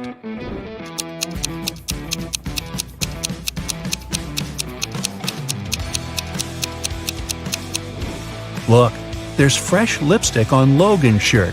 It matches Michaela's. But she said she hadn't seen him that day. Suspicious. Eloise found her friend Fleur poisoned in her room. She called Callum and told him she was walking past Fleur's house and noticed her light was on. She texted her, but Fleur didn't respond. She got really worried, so she broke a window, climbed in, and found her on the floor. But Detective Callum didn't believe her. He immediately arrested her for poisoning her friend. Why?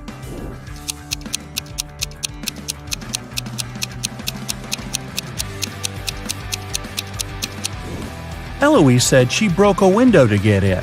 If that was true, the broken glass should be inside the room, but it wasn't. Eloise had to cover her tracks, so she broke the glass later from the inside. A college student was robbed during a flag presentation. Detective Callum arrived to investigate the case and interrogated several suspects. Kennedy said that she was in the bathroom at the time. Gavin said he'd noticed that the Japanese flag was hanging upside down, so he'd gone over to fix it. Eleanor said that the student who was robbed was her best friend. She would never do that. Who's guilty?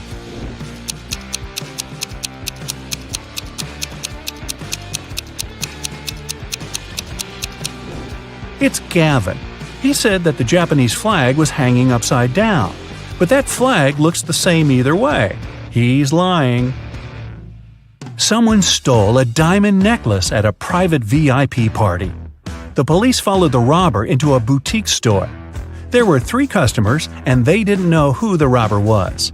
So they called Detective Callum.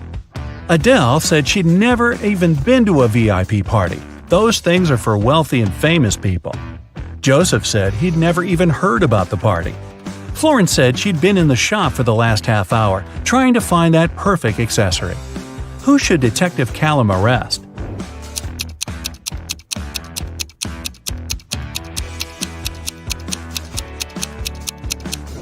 Adele.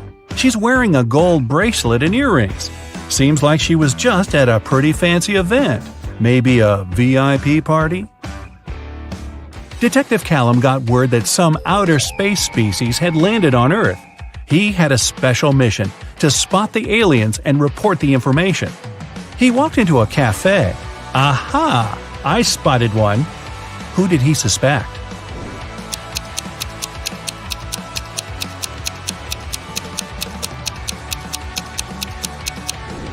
It's that dark-haired guy. He has 6 fingers. Mr. Brown, a wealthy businessman, was robbed last night. Detective Callum arrived as soon as he could and questioned 3 of Mr. Brown's neighbors. Mrs. Jonas said she got back late last night and went straight to bed. Mr. Paulson said he'd always wanted to see the ocean, so he went on vacation to Bolivia. He just got back about an hour ago. Mr. Tanner said he'd spent the whole day working in the garden and went to sleep around 8 p.m. Who did Detective Callum arrest?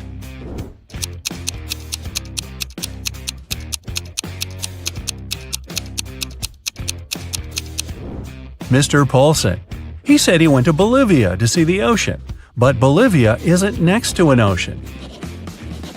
Richard ran into his boss's office. Finn had just hit him in the bathroom for not helping him with his weekly sales presentation. But Finn denied it all. The boss called his golf partner, Detective Callum. He arrived, looked at Richard and Finn, and somehow knew that Richard had lied. How did he know?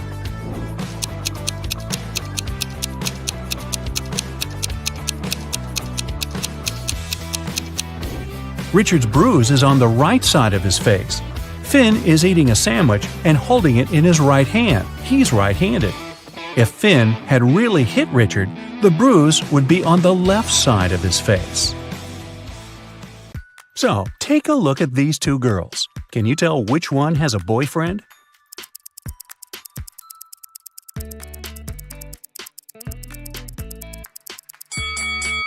It's the girl on the left. Look, there's someone's tie in the background.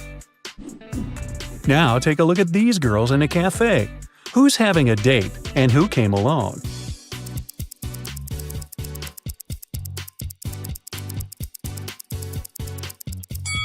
The girl on the right has two sets of dishes, so she's with someone.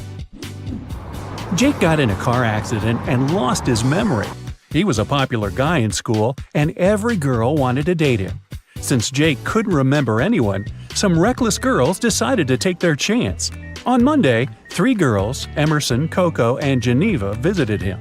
Each of them said she was his girlfriend. Can you tell who his real girlfriend is?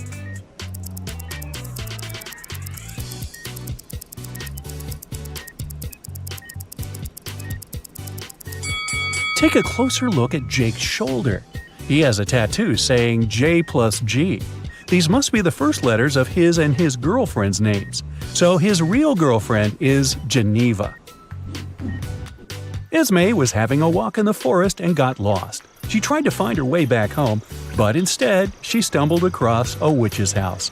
She pet the cat and asked the witch to take her home. The witch was busy cleaning the house, and she had a riddle for Esme. So, I have 2 types of pet insects, spiders and flies. I have 32 spiders, and flies make up 50% of my pet insect population. How many flies do I have? Esme solved the riddle. Can you?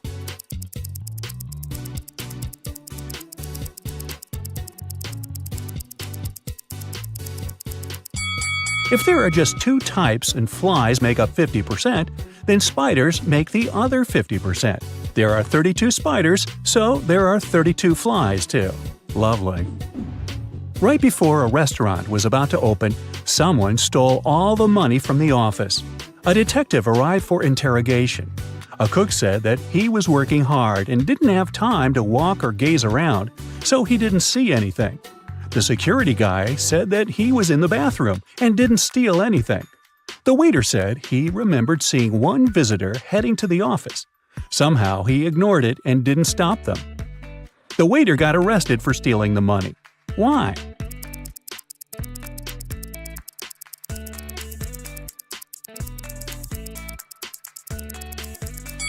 The restaurant was yet closed, and there couldn't be any visitors.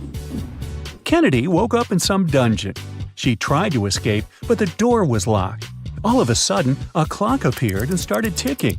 It said that there would be an explosion in half a minute if she didn't crack the code. It was just one number, but the trick was that Kennedy only had 2 attempts. Luckily, there was a hint. Kennedy tried 60, but it didn't work. What must be her second guess?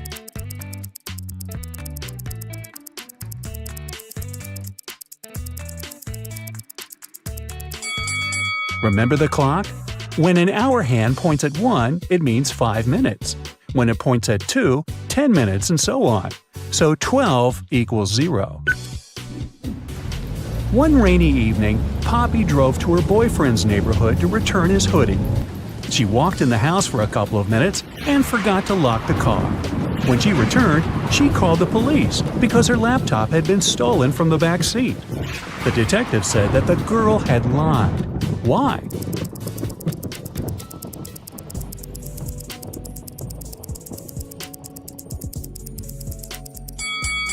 Poppy has a 2-door car. There's no back seat in her automobile. Ms. Brown, Miss White, and Mr. Green are best friends who met up at a restaurant to celebrate their college graduation.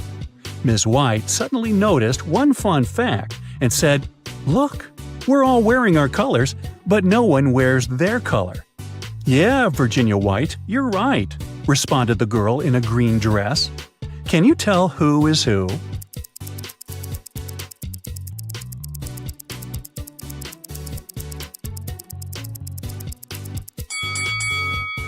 So Miss White can only be wearing a green or a brown dress. Since a girl in a green dress responded to her, Virginia White is wearing a brown dress. This leaves us with the fact that the girl in the green dress must be Miss Brown, and the girl in the white dress must be Miss Green. Madeline wanted to make her dad the best present for his birthday. The problem was that she had zero ideas. She decided to sneak into her dad's computer and see what he has saved in his online shopping cart.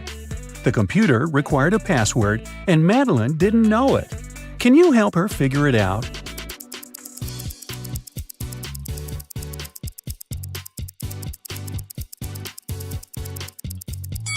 Look at the desk. There's a note, and it has quite a lot of typos. It could be done on purpose. Find every typo and put them together.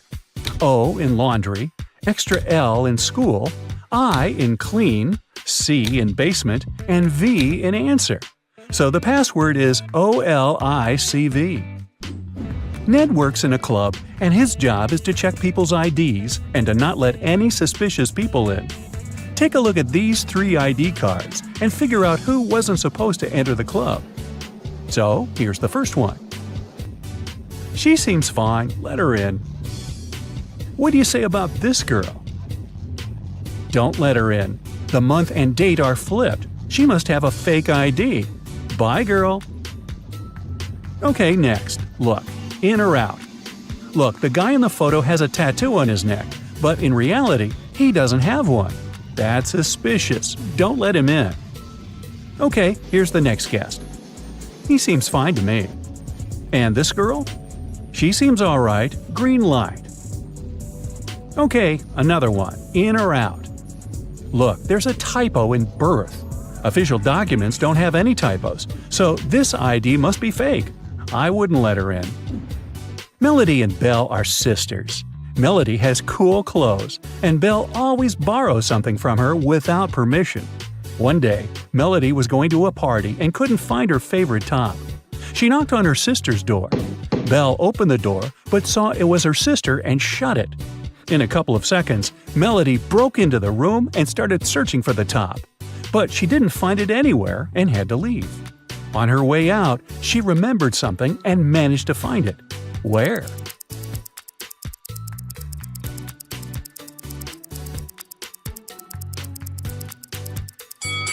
Melody remembered that when Belle opened the door, she had her hoodie unzipped. After she shut the door, Belle zipped it. She was wearing the top. Atlas was wandering in a forest and came across a huge mansion. He walked in, and the doors behind him got locked. There were 3 ways out. Behind the first door, there was a room with poisonous gas that made your skin melt. Behind the second door, there was a hungry wolf. Behind the third door, there was a window, but there was no ladder. How can Atlas escape safely?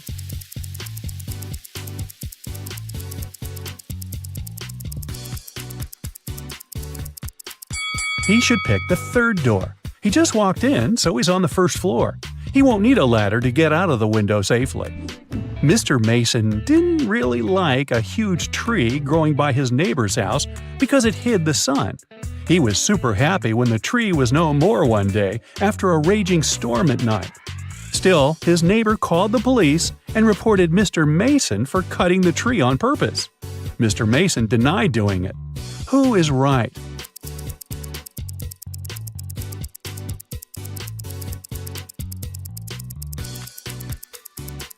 If it were the storm that broke the tree, the cut would be messy, but the tree is perfectly sawn off, so it's some person's work. Maybe not Mr. Mason, but definitely not the storm. Kaya likes having fun, so she decided that she would only tell the truth on Mondays, Wednesdays, and Fridays and lie on all other days. So one day she said, "Tomorrow I will tell the truth." What day did Kaya say it?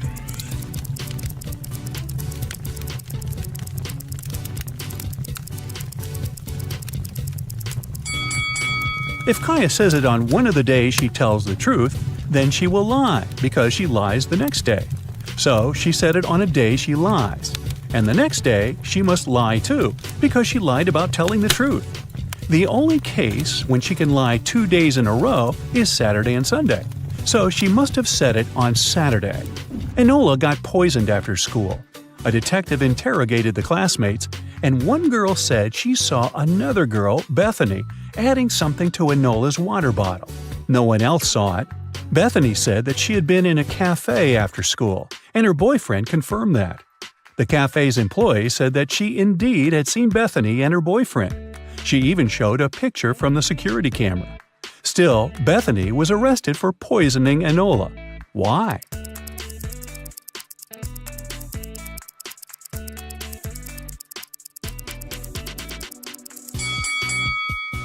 Take a look at the picture of Bethany. She has a birthmark on her left cheek. But the girl on the security camera who was in the cafe with Bethany's boyfriend didn't have it. It turns out she had a twin sister who lied for her. Kara is an archaeologist who explores ancient caves. So she got trapped in one of them. She found another way, but she was on the bottom of a 45-foot cave. Kara's only option was to climb up. Every day, she could climb up 15 feet, and during the night, she would slip 5 feet down. How many days will it take her to get out?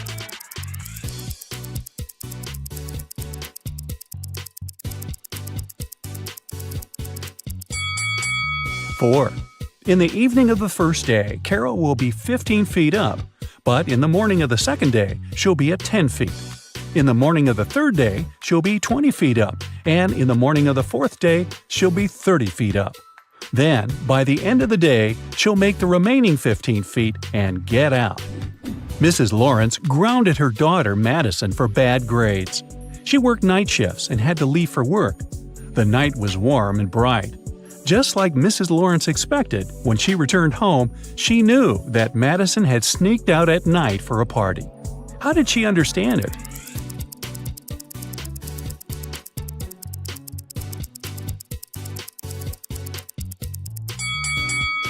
If you paid attention, you could notice that the car was parked differently when Mrs. Lawrence was leaving